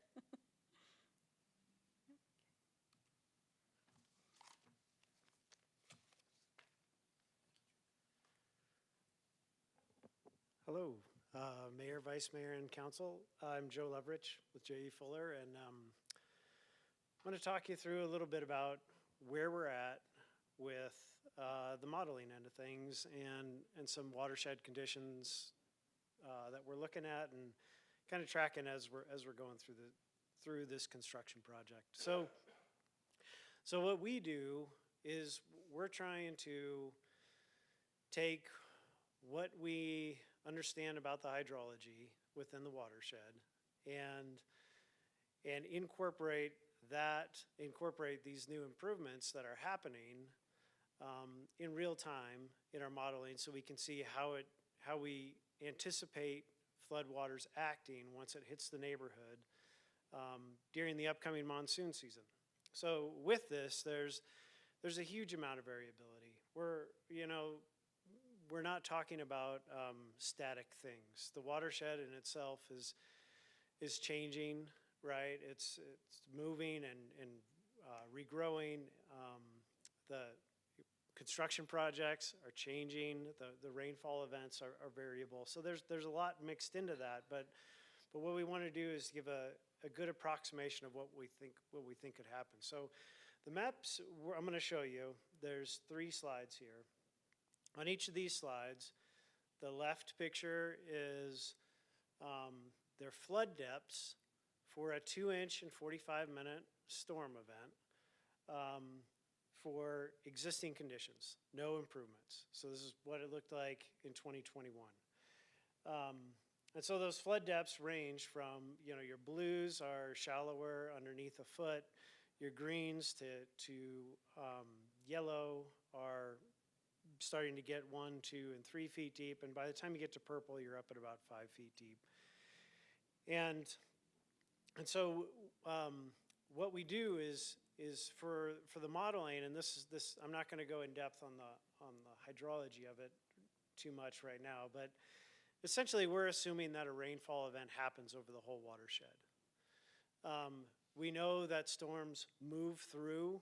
As you're watching storms track during the monsoons, they're going to be generally coming from the southwest and moving up across the watershed. Sometimes they get hung up. Sometimes they just absolutely miss. There's like a little bubble sometimes over this watershed where storms kind of go around it. And so there's a lot to that. But sometimes those storms hit right on. And we've seen the impacts of that. The middle picture is what we anticipate the flood depths being for that same storm event with the current condition of the constructed projects. So with the new box culvert across Linda Vista, with the offline storm drain going over to the wedge, that's operating at about 2/3 capacity, like Julie said, with the plate getting cut off. with the channel downstream of Linda Vista with more water in it than it previously did, and then with the improvements on Grandview, really conveying that water efficiently down Grandview rather than through people's yards. And so, picture on the right is how those depths from pre-construction to where we're at now change. So if you're in the reds and yellows on this picture, the water surface is dropping. You have less of a flood depth. And then the blues and the purples are where it's increasing. So we want to see depths increasing where we want them to increase, which is in drainage infrastructure, where we're anticipating it to be, and decreasing in other places. And so there's, just based on what's been built, there's huge benefits on this whole area from Linda Vista down through Cedar towards Dorotha, which is at the very bottom of the screen there. As we move downstream, you can see on the right image, you can see the blue patch basically going from Dorotha down towards Ponderosa Park and Killip, and that's where the existing channel is. So that's a good place to have an increase in the depth and then a decrease in the depth going through houses in the neighborhood.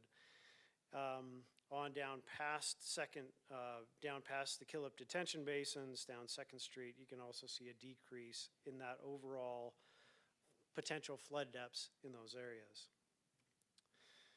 And these decreases, they translate all the way down past the railroad tracks, down towards, this eventually flows down past Walmart, and off towards Butler Avenue. But overall, the projects aren't done yet, but it's a whole lot better than it was. And over this next year, then we really see it kick over once these projects get finished out to see some really meaningful mitigation. So, looking up into the watershed, we have a series of monitoring points, about 32, 33 points that I go hike to every year and just kind of track vegetation growth, what I see changing in the watershed, soil conditions, and things like that to try and get an idea of what is going on up there, how do I see that impacting this upcoming year, this monsoon season. And the first picture on the left is a little ironic because my son and I, on Sunday, we were up on Mount Eldon Lookout Road, which the picture on the right shows, and I was talking to him about, we're in this period where we're about 6 years after the fire, right? And root balls on trees, they typically give out in this like 5 to 7 year period. So you get a whole lot of deadfall coming down, and a lot of these dead trees, if they aren't down already, they're really gonna start falling at good rates. And so we're on our way back out, and what you see underneath the big tree that's on the ground is one of the spruce wash radar gauges, which is part of the alert system for monitoring flow depths that's coming down towards Flagstaff. That tree just hit it perfect, and so that's being fixed now. But trees fall. That can hinder some places, and it can help other places because that deadfall then adds to litter that's on the ground, helps slow the water as it's moving across the watershed. So a couple very specific spots. These are just two more pictures for you here. These are up off of, as you're going up Mount Eldon Lookout Road, when you're on Mount Eldon, you kind of transition from Dry Lake Hills over to, main Mount Eldon. And these are in areas that are either in low or moderate or high burn severity. And so where we've seen that these arrows kind of point to the same log throughout, what we're seeing is a lot of the aspens are growing. The aspen growth this year compared to last year is greater. Spatially, they're not changing very much, but there is a little bit more ground cover. And what's really interesting is this area in comparison to like the Weatherford Canyon watershed. If you're going up the Weatherford Road, can't even walk through some of those areas because the aspens are growing so heavy.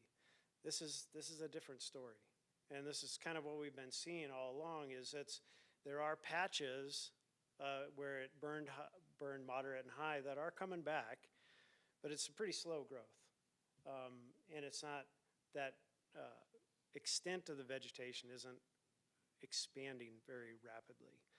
On a lot of the low burn severity areas, that's looking really good. It's growing well, but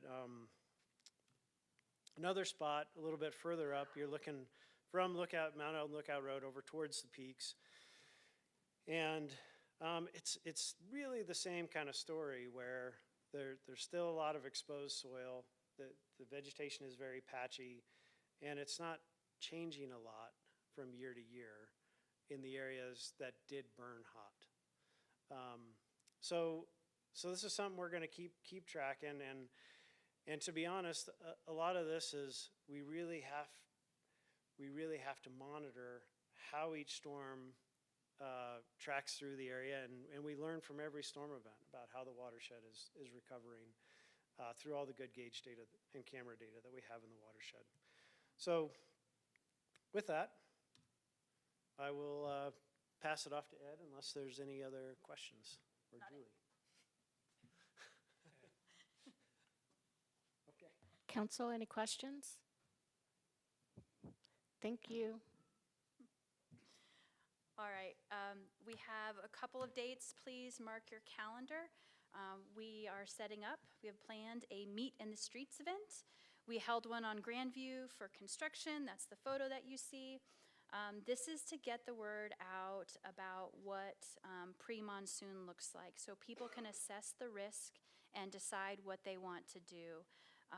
As Joe showed you, there's recovery is not complete.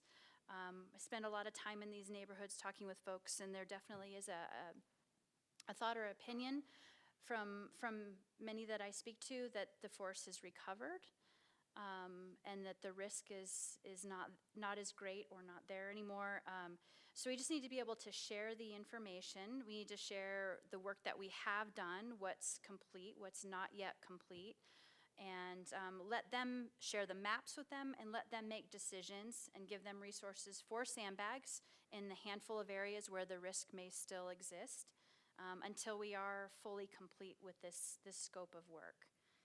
And the whole system is done, because it truly is an entire system.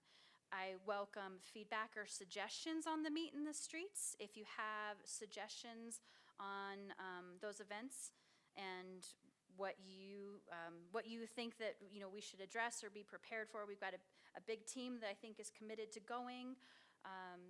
And we'll try to represent all the different departments, because I'm sure that the traffic piece will come up, for example. So we'll try to address everything, not just spruce wash flooding. All right. And also, if you could get the word out, please encourage people to attend. That would be fantastic. Councilmember Matthews? Julie, speaking of getting the word out, not everybody gets social media or looks at social media. What efforts are we doing to get that word out to the neighborhoods that are impacted by this? Yeah, so thank you, Councilmember Matthews. We have an weekly e-newsletter. We'll put that in. We can speak with Sarah about a public release of some sort and how to address that, what would be appropriate for that. We have done door hangers.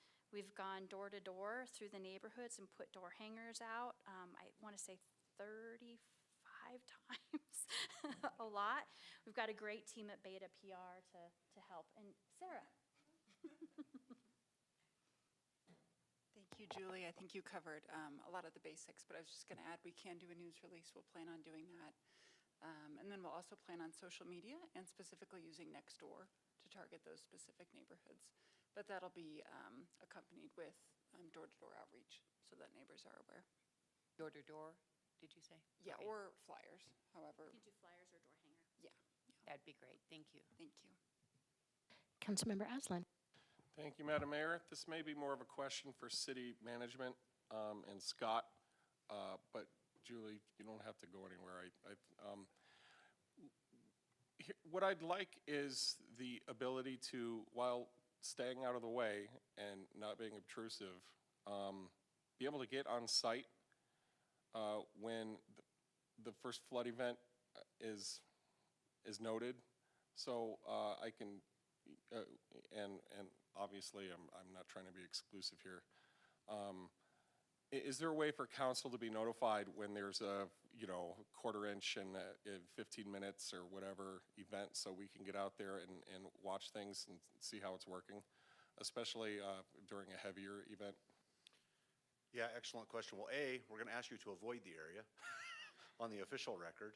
We'll work with our EM department, with Daniel Kelly, and clearly we have some protocols that'll go into place. So we'll likely, in a larger response, activate our incident management team. That group is now meeting to build objectives and goals and establish protocols on how they would respond to an incident. Within that, we have policy briefings. We work closely with the manager's office so that you get all of the information. You might recall back to the pipeline event, as we would manage those, you would get those daily briefings. At that time, they were from me. You would likely see the same thing in this response. I hate to commit to you and say the minute it starts raining and flooding, I'm going to call you and get you in the field. I think we actually try to work with you to have all the information and then get you to see those conditions when it's most appropriate. So my goal will be to make sure you have as much information that you need, and then as it's appropriate, we will time that with our operations crews and those response efforts to make sure everybody's in a good spot, we're not sending the wrong message, and it's just a little more complicated than giving you that green light. So I show a little caution, but at the same time want you to have all the information you're going to need. Make sure you see the conditions. We call them kind of the VIP or the delegation visits. We oftentimes get in a larger event outside agencies and state agencies that would like to see it also. We just want to coordinate that effort versus kind of everybody attacking it. So I hope that answers your question, but I think also a lot of don't that, want to be discouraging. A lot of that goes without saying, but I appreciate you saying it anyway. Sure. Just know that there's an appetite out there and a desire to get a glimpse of how well this is functioning in real time during an event, and not just a email or a report after the absolutely. fact. And you guys will figure out the logistics of that. And I trust whatever EMS comes up with in your protocols. Just know that there's that appetite out there. No, I appreciate it, and we certainly, as we can avail time, it's in our interest to make sure you understand what we see on the ground. We get to take the engineers through, we'll take contractors through, so we will get to a place where I think you're spot on. Having a firsthand account of it makes a lot of sense. It's just not always in the first response or the first few hours, but I hear you, and I kind of know what you're seeking, and we'll try to make sure that you are filling that void for information outside just an email or a call. So it's a fair comment.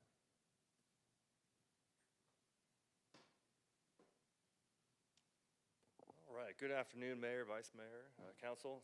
Ed Schenk, Stormwater Section Director. Moving on to some of the more operational side. So sandbag guidance and the resources, we are standing up, or it has already been stood up, I should say, our standard self-fill station. This is at the end of Aztec Street in Thorpe Park. So you see a photo there with those inverted traffic cones we can use to help fill bags for yourself if you need them. And then also, as mentioned before, we do still have that phone number for those who have functional needs. So those folks who need sandbags delivered to the home within the Spruce Wash watershed, it's only for that particular area. That's that 928-213-2102. That number is also good if you need questions answered. So if you want an assessment of your property, if you want an engineer to get out there and actually take a look at your own mitigation, that's a good number to call as well. It'll get you to one of the stormwater project managers, and we'll be sure to get out there. Just very briefly, spent a lot of time on Spruce because there's a lot of really cool things going on in Spruce, and it's also very impactful with the traffic right now. But we will do one quick look back at Schultz Creek. So this is the 2022 pipeline fire. I'll call it the award-winning suite of projects here. Hard to see this photo, but we have the fire up in that upper left-hand side, the pipeline fire that burned about 25% of Schultz Creek, the watershed. The County and Forest Service has done a number of mitigations up in the forest in terms of watershed restoration and holding the sediment back.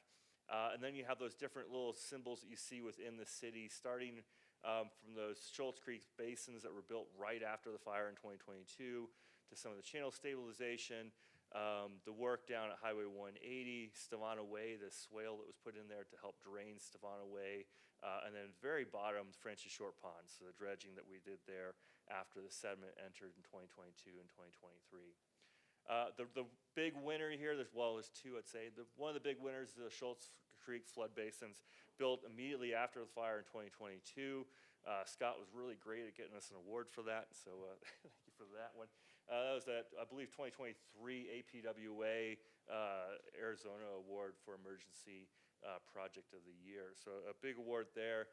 $2.4 million funded by the NRCS Emergency Watershed Protection Program. And we got to see it in use immediately after it was built. So it was built in 2022 and used in the spring of 2023. Those are two photos at the lower part where you can actually see water in there, which helped prevent flooding on Stavana Way as well as Coconino Estates. Moving downstream from that, so when we build these large basins, they hold the water really well, which is good. That's what they're supposed to do. But it also means when you're metering that water out, you're going to have flow for a longer period of time. So one of our concerns was erosion downstream of those basins, especially behind the Museum of Northern Arizona in a meadow that had pretty unconsolidated soil. So we're expecting that to erode pretty quickly if we had a large flood event. So again, with NRCS money, we were able to come in and stabilize that channel between the basins and Highway 180. So this was done also in 2022 and 2023. And then the one you've seen several times was that Highway 180 culvert that was funded by the State Bill 1720. So that's completed as well. Provides up to the 100-year post-fire flow, so a considerable flow through there. And we just learned last week that I actually received an award, the 2024 Arizona Transportation Award of Excellence for Communication. Not really sure what that means, but we'll be going to Roads and Streets in October for that award, as well as some of our partners, so ADOT, the county, as well as our CMAR, so Bannockey Construction.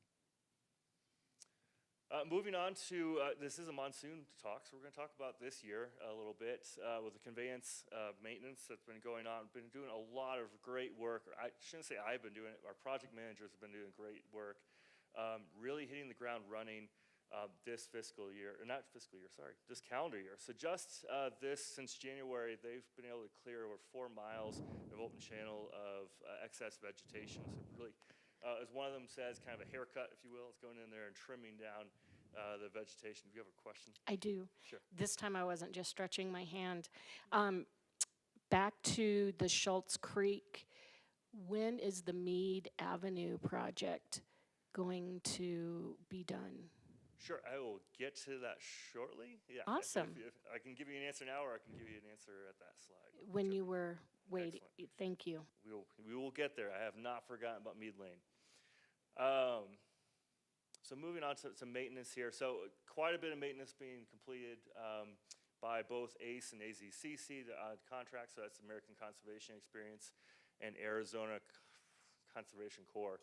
They're both conservation corps staged here in Flagstaff. So over 4 miles of open channel cleared, 150 bags of litter, tons of slash and vegetation removed.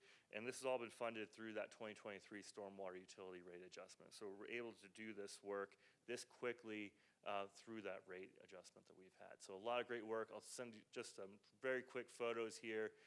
This is the Rio Flag near Beale. So before, you can kind of see those willows kind of clogging the channel, allowing debris to get stuck there, allowing, if you have mattresses, for example, or shopping carts, you'll get stuck on that, and that will allow the water to pump out of the banks and into the houses. So by cutting those back a little bit, like I said, sort of a haircut, we're not killing the trees, we're just cutting them back a little bit. We allow that water to flow more efficiently. Another example near Thorpe, so this is within the park. Another example of trimming back that vegetation. Up in Coconino Estates, you can see some of that slash over on the right-hand side. It has taken some time to get some of that slash removed, so I don't know if you've had those complaints. We definitely get them when we have them along the trail, and that's just due to some of the uncertainty at the federal level with some of those AmeriCorps and conservation crews. So we had some stop-starts with some of them, and luckily that's been resolved, at least for now. So we are moving forward. Some examples of some of those crews. These are great individuals, a lot of young folks that like to work out on trails, mostly on the federal lands, but with some of those uncertainties, we've been able to use them here within the city. So very happy to have them on board and get them outside with some real-life experience and definitely helping the community. Also, NAU's really had quite a few volunteer events. We've also worked quite a bit with our Wildland Fire group. So it's been a lot of fun, if you will, going out there and working with these different groups to affect some change before monsoon season. Also, sometimes we will be removing invasive weeds like teasels. This is near Schweitzer Canyon Wash, so removing that allows us to get in, remove some of the trash in this area. There was quite a few shopping carts, a lot of just trash that's blown in from the shopping centers as well. So removing that as well so we don't wash that down further. Moving on just very briefly to our underground system. So this is a photo or a dashboard, if you will, on the right-hand side. So you can see the amount of work we did last year. So a lot of work orders, over 1,200 work orders for cleaning out catch basins, scuppers, the pipes. So a lot of work going on there with both our internal crew as well as contractors. And if you'd like, we also have that webpage at the very bottom that kind of goes over our stormwater maintenance program as well as our annual report. So a lot of great work by our operations crew, both within water services and then also supported by public works and parks. Okay, Mead Lane, we're getting there. So we do have other drainage improvements besides what you see of post-fire. So these three are ones that are coming up in this fiscal year. So we have Mead Lane drainage improvement, and Julie's talking earlier about some of these value added. She's talking about that with Spruce. This will be a value added project. So we do have this slated to be FEMA funded for the drainage component. So there's a FEMA hazard mitigation grant that is working through FEMA right now. We do expect to see that this fall. And then on top of the drainage, we're also going to be bringing money to bear from our aging infrastructure fund. So it's both water and wastewater to be improving those utilities in the same location as we have the road opened up. And also working on that first mile, last mile transportation for the bimodal, so mostly bike ped work through Martin Ince's group to provide some traffic calming at that Foots intersection of Mead Lane. So a lot of different divisions and sections coming to play here. We do have Geneva on board from Capital to manage this project, and we are expecting this to go out to bid this fall probably with construction in early 2026, so probably in spring. Design is complete. We are just waiting for that last FEMA review and the last FEMA agreement on their side. So we are moving forward. It's getting there. Santa Fe Avenue Drain Lateral is another project that's expected in early 2026. Geneva is also the capital PM on that as well. This is working in conjunction with the Downtown Mile, and it will drain kind of past City Hall here to eventually to the new Rio de Flag tunnel when we get that Rio de Flag flood control project moving forward. The last one for next year is the Fanning Wash Channel improvements. We have three, it's a suite of three projects. This is one of the smaller portions of those three. This is for improving Fanning Wash downstream of that 1977 radio fire. So when Joe's talking about length of time with watershed response and recovery, we are still seeing heightened flow coming off of Mount Eldon from 1977. So we do still see flooding like the Prius in 2021 that was actually in the Fanning Wash. So we do have a set of three projects that we are working towards. This smaller one we do have funded through the utility for next fiscal year. And then as always, we have multiple bundles of spot improvements. So this is a smaller set of funding, usually for sidewalk, scupper, catch basin replacement throughout the city. So a lot of that great work is going on even right now through the city, and we'll have another bundle next year. Any questions before I move on from these capital projects? I don't see any. Excellent. I think Daniel has a couple slides here for monsoon season preparations. Mayor, Vice Mayor, council members, Daniel Kelly, the Emergency Program Manager for the city. So June 5th, we are going to do our annual testing of the museum sirens there in Grandview and Sunnyside neighborhoods. It's in collaboration with the County Emergency Management. Even though the city owns and maintains the sirens, they are set off by the County Emergency Management. So we will do that test on June 5th at 10 a.m. We put out a news release, Sarah did. Thank you for that. We will also do a social media post, I think. And however, if there is smoke in the air or rain in the forecast, we will fix it. We will scratch it and we will pick a new date. We don't want any conflicts, any scare anybody, anything. So it'll be a bright sunny day or we won't do it pretty much. And then also, lastly, I just want to talk about is, again, I know I'm a broken record here, but pushing out the evacuation map. Getting people on to know their zones, print off their zones, have it somewhere in their house where their family members can look at it. Because during a time of stress and time of chaos, you tend to forget what zone you live in. And then kind of confuse them. So we highly recommend that you go on, you print off not only where you work, where you sleep, and also where your kids go to school. Print those off, have them know what zones they are.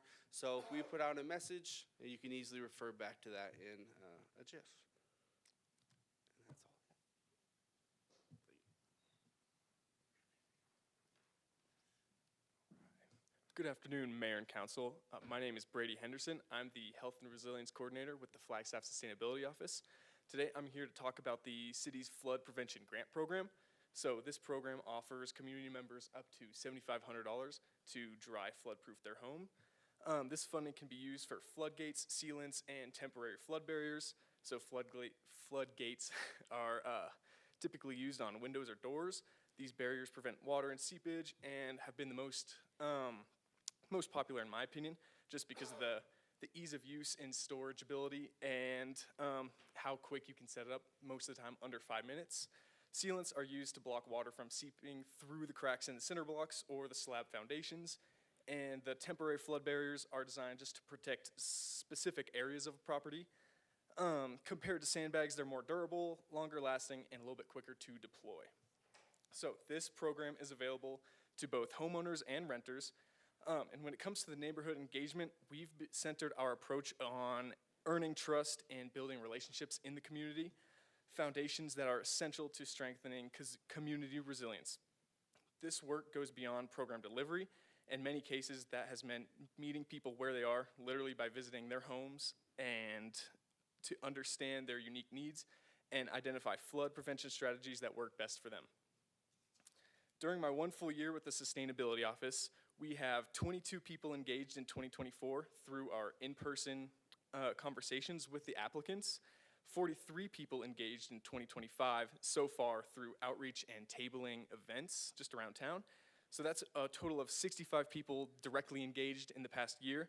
And in addition to that, we've distributed around 1,500 door hangers just in those flood-impacted neighborhoods from 2023 to 2024, with more efforts to be continued this year. Mainly to talk about the flood preparedness strategies and what these people can do to their homes. Beyond this flood prevention grant program, I've also supported 2 other community initiatives, such as the Flagstaff Clean Air Program to help maintaining clean air in our homes. And I have just now completed 2 AmeriCorps terms with the Environmental Literacy Corps, and currently I'm working about 20 hours per week on these different initiatives. So our team is out in the community every week sharing flood prevention resources, and handing out lemonade has been our most recent thing, just to meet the community members where they are in these flood-impacted neighborhoods and hopefully make these tough conversations a little bit more enjoyable. So to apply to this program, visit www.flagstaffaz.gov/floodproof or apply in person at the Flagstaff Sustainability Office. So I'm happy to answer any questions at the end of this presentation, and with that, I'll hand it back over to Ed. All right, thank you, Brady. Just another reminder, and I know we hit this every year as well, to purchase flood insurance. So flood insurance is not standard with your homeowner's insurance. It's something that needs to be added on, and it needs to be renewed annually. So Here at the city, we definitely recommend the National Flood Insurance Policy, which is backed by the federal government. This will allow you to get a 25% discount automatically applied through the community due to our community CRS. Sorry, we're kind of blanking right now. It's one of our programs that we have with FEMA. There is also private flood insurance. I know a little bit less about that since they do not directly coordinate with stormwater. But either way, if you need flood insurance, I do highly recommend going through your vendor of choice, whether that's through an NFIP policy or whether that's through private. Can you go back to the 25%? Why is it that Flagstaff residents qualify for that discount? So as the local FEMA administrator, so the City of Flagstaff Stormwater Section is the local FEMA administrator within the city, within the county, it's the Coconino County Flood Control District. Each one of us, both sides, are part of what's called the CRS program, which is sorry, I'm blanking out right now. It's been a really long day. But anyways, CRS program is for either community when they go above and beyond the minimum standards of FEMA. So the more you go above those minimum standards, the more that FEMA gives you that carrot of a lower rate for your community. So within the city of Flagstaff, we are what's called a Class 5 community. The lower, it's like golf, the lower you are, the better. So a Class 5 community receives a 25% discount across the board for the NFIP policies. And then for other communities, it might vary. So some are as low as a 40% discount, that's very rare. And some get 0% discount because they're not a part of the CRS network. That's excellent. Congratulations to everyone who made that a possibility. Yeah, it's quite a bit of work. I'll give a lot of credit more to my team than myself. Chase McLeod is our CRS coordinator, so it's something that we have an annual audit for within FEMA, and then a 5-year audit between both the states, ADWR, Arizona Department of Water Resources, as well as FEMA. And that's a pretty comprehensive audit, and there's a number of partners in different divisions that help that. So building safety, for example, development engineering, community development. There's a lot of different divisions and sections that play into it besides just stormwater. So we're not out there by ourselves by any means. It's a team effort. Another thing to bring up is our early alert network. Kind of hard to see here, but we do maintain 27 early alert rain and stream gauges. The blue raindrops that you see there are the city owned and maintained through J.E. Fuller as our contractor. And the yellow ones are the Coconino County Flood Control District. And they have a number of more beyond their 27. These are just our early alert network.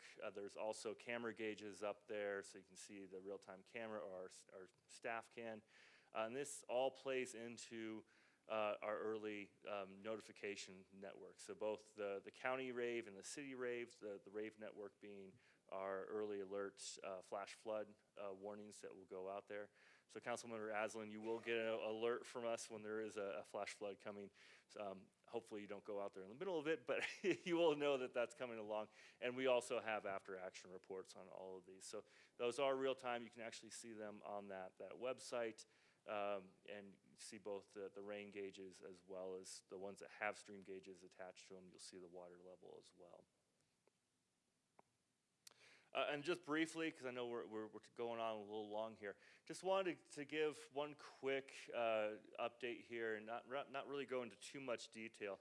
But one thing that I think Brian mentioned was the amount of, I don't want to say unprecedented, but the amount of work that goes on in the Flagstaff community, both at the county and city level, number of different folks, both within the consulting world, the academic world, as well as city and county staff, is the state of the science. So there's a lot of really interesting science that's going on in this area, looking at flood risk, climate change, forest health, all these different interacting components that kind of move us forward. And a lot of the folks that you see that have come up here work not just in Flagstaff, but they work in California and Nevada and these other areas that are impacted by these the recent increase in flash floods, whether that's through fire, climate change, or human growth or other areas. So a lot of really cool stuff going on. Again, I won't go into detail here, but if you want to know more about the science, I'll happily nerd out with you sometime about the number of different studies that have come out of this community. And with that, if there's any questions for me or any of the group, we're happy to take them either now or later. Council, questions, comments? I would like to say that this has been one of the least stressful presentations, and I'm glad that we're at a place where tensions aren't so high and people's property isn't threatened in ways that it has been in the past. The rain gauges, I can remember storms where I'm just refreshing, watching for, you know, the what we knew would lead to downstream flooding. So it's nice to see how much work has gone into the problem, and just the coordination and the planning between all of the partners. It's really phenomenal.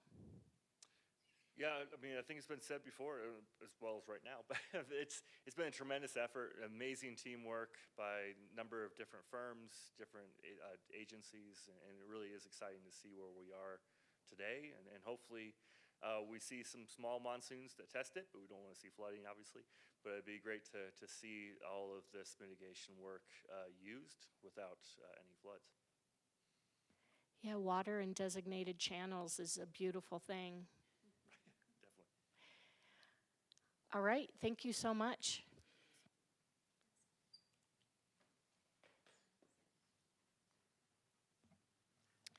We have open call to the public, and I do not see any public here.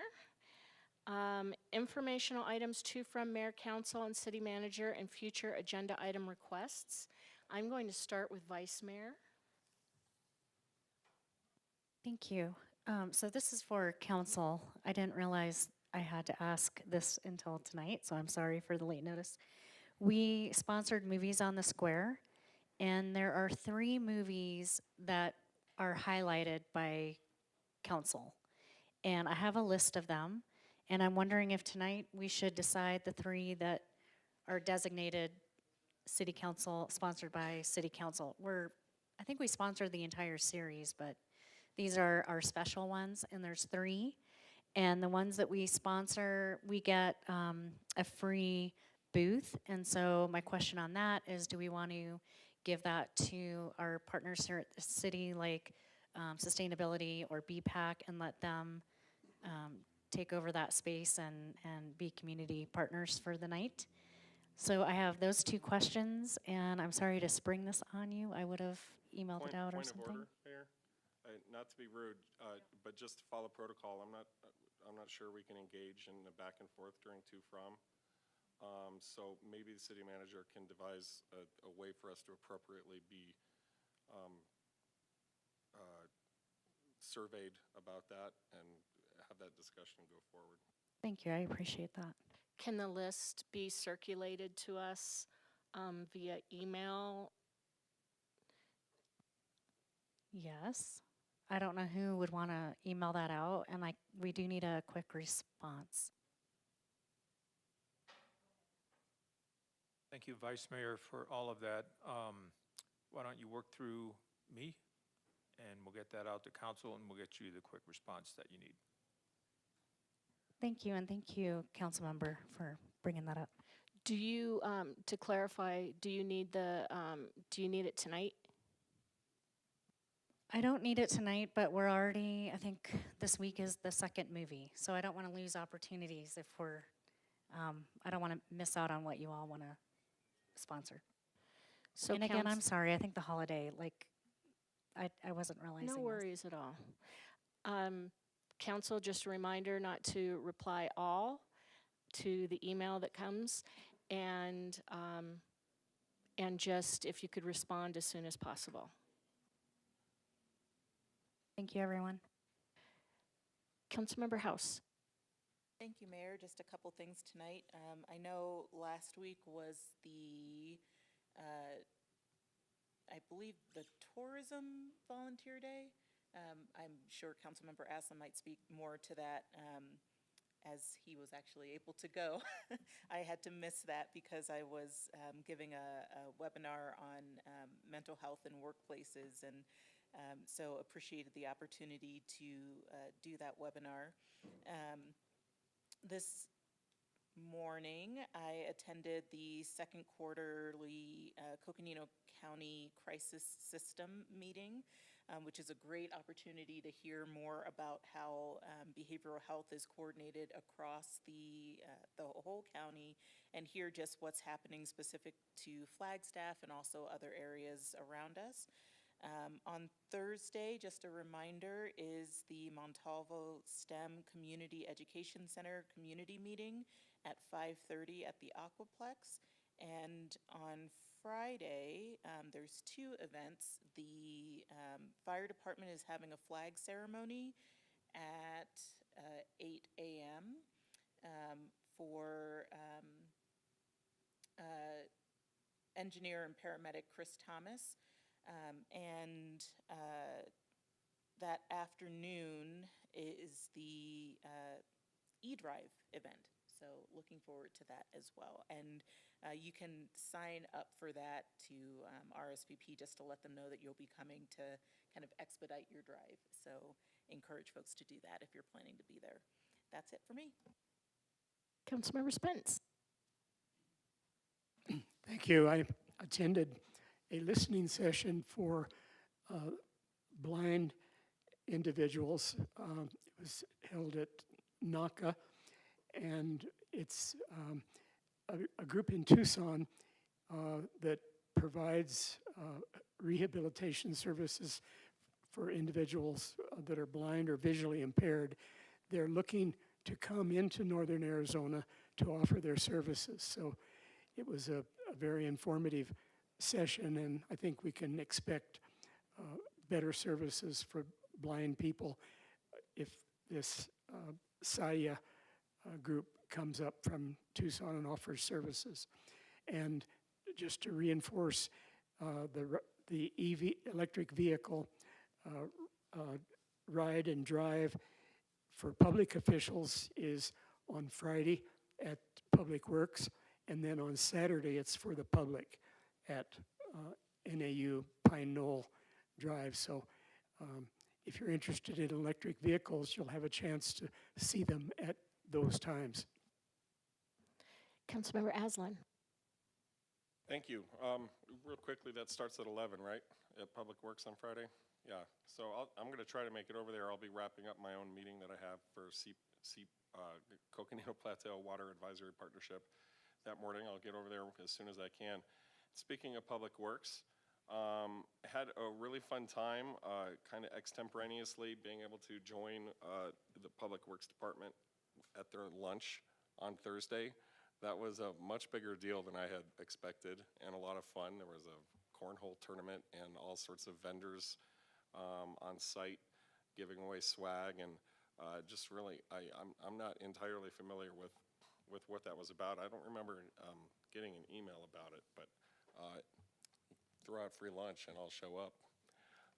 Speaking of which, the day before, I did participate in the Tourism Service Day with Discover Flagstaff. We fanned out across West Route 66 over by that Kit Peak RV park and further in to clean up trash. We picked up several hundred pounds of trash, and then we had a pizza party lunch at the Flag Laser Tag afterwards. Grateful for them for hosting that. And be able to report on commissions during our next liaison report session. That's all I have for now. Councilmember Garcia. Well, for those that were paying attention today, I brought this fan that I picked up at the Market of Dreams in their micro-entrepreneurial section. Market of Dreams helps out micro-entrepreneurs, folks that have a vision but don't maybe have a pathway on how to become small business owners, and also folks that there's a space there so you could hold either events or you can have workshops for your expertise and your class level. I mentioned the Market of Dreams because that is one example of how federal funding has been pulled from our community in the resiliency grant that was taken from them recently. And today, at a county meeting, I saw that the county was trying to help out the Market of Dreams offset some of those monies that were taken from them as a place of resiliency for our community. And when I got to thinking about that, I thought to myself, well, maybe our council discretionary fund would be a way to address this when the fund reboots, so we can give a more, maybe, not as much as they're getting for their grant that got pulled, but maybe give them a few dollars from that fund if we're able to, or at least bring it to the council for a discussion. So that's what I'm asking for on that behalf. Not to be duplicative to Councilmember House, but I think it's really important that the community does show up, so I will mention it again. This is for the Montalvo STEAM Center, and this will be at the Aquaplex on May 19th at 5:30. Anyone in this, say again? 19th. Oh, excuse me, May 29th. I had it written wrong. May 29th at 5:30 at the Aquaplex. This is for the entire community of Flagstaff to come together, where we're redeveloping Old Fire Station #2 and making it into something new. Here's an opportunity for the community to come together and actually hear your ideas put into action, because there'll be plenty of people from, plenty of staff members from the city of Flagstaff there to take notes on what you envisioned that community space to be, since it is your space. I also want to make sure that the members of the Sunnyside hear me loud and clear that we need your voice this Thursday, 5:30 at the Aquaplex. Please show up. One last thing I have is at the Museum of Northern Arizona, there's going to be an exhibition kicking off this week called Shifting Life Zones. I don't know if there's any truth to this, but I once heard that we have all the climate zones or life zones here in Arizona, and it's very unique to any place in the United States. That event will be, the kickoff is Friday, May 30th at 5 p.m. to 7 p.m. And this is just to remind us to contribute to our local arts and culture. Thank you. Councilmember Matthews. Thank you, Mayor. I've made comments to this over the last couple of years that I've been on council that I just still cannot reconcile with, and I understand it, but how we do our budget overall. And I know it's very complex. I know the budget team works tirelessly for months before things are presented to us.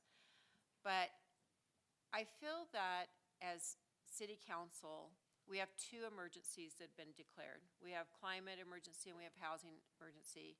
And it was highlighted once again last week where we're told, and it was brought up in the budget retreats, but what the decision was for the incentivizing affordable housing. So even though we're at the end of that process for this year, and I appreciate all the work that's gone into it, and I understand the overall view of why they do it this way, but I feel that the two emergency issues should be given special attention. And so I'd like to present a fair and see if the council will agree with me when it comes up on the agenda that next year when we're doing the budget, that we have a special day where we're talking about what got requested, what got funded, what is being considered. Why didn't housing get 2 FTE or 1 FTE? Why, and I'm sure a lot of it is very good, reasonable explanations, but we don't know. All we know is the end result is when we show what departments got what allocation of FTE that are affordable housing incentive came up with $250,000. All those probably maybe have reasonable explanations and justifiable explanations. I just don't know them. And I feel like because we have these two emergencies, those two issues that impact our sustainability department, that impact our housing or housing subsidies or incentives, I would like us to be more involved and at least more informed instead of, I feel like we're told. And when we do all the information on our budget retreats, there's just so much information, and we ask a couple of questions, but we're not asked, do you approve, until the 1st of June. So I'd like to have it as a fair to see if next year we could pre-plan that we know that we're going to have a presentation from both those areas to talk about what the needs are, what the requests are, so that we know, we have no idea when we're told what was allocated for staffing for this department or not. Was that department, did they ask for something and didn't get it? Or did they not need it? Did they ask for 4 and only got 2? Things like that I just think are important for us to answer to the community. I hear weekly from our community, we're not doing enough on housing. How come we're not doing this activity or having this program? And I don't know some of the answers, because I don't know, well, we didn't approve staffing for that department, or we are allocating this from this division. And so I would just like that to be in a discussion and have a full day of comprehensive conversation about those 2 issues that are the most near and dear to our whole community. Nothing from me.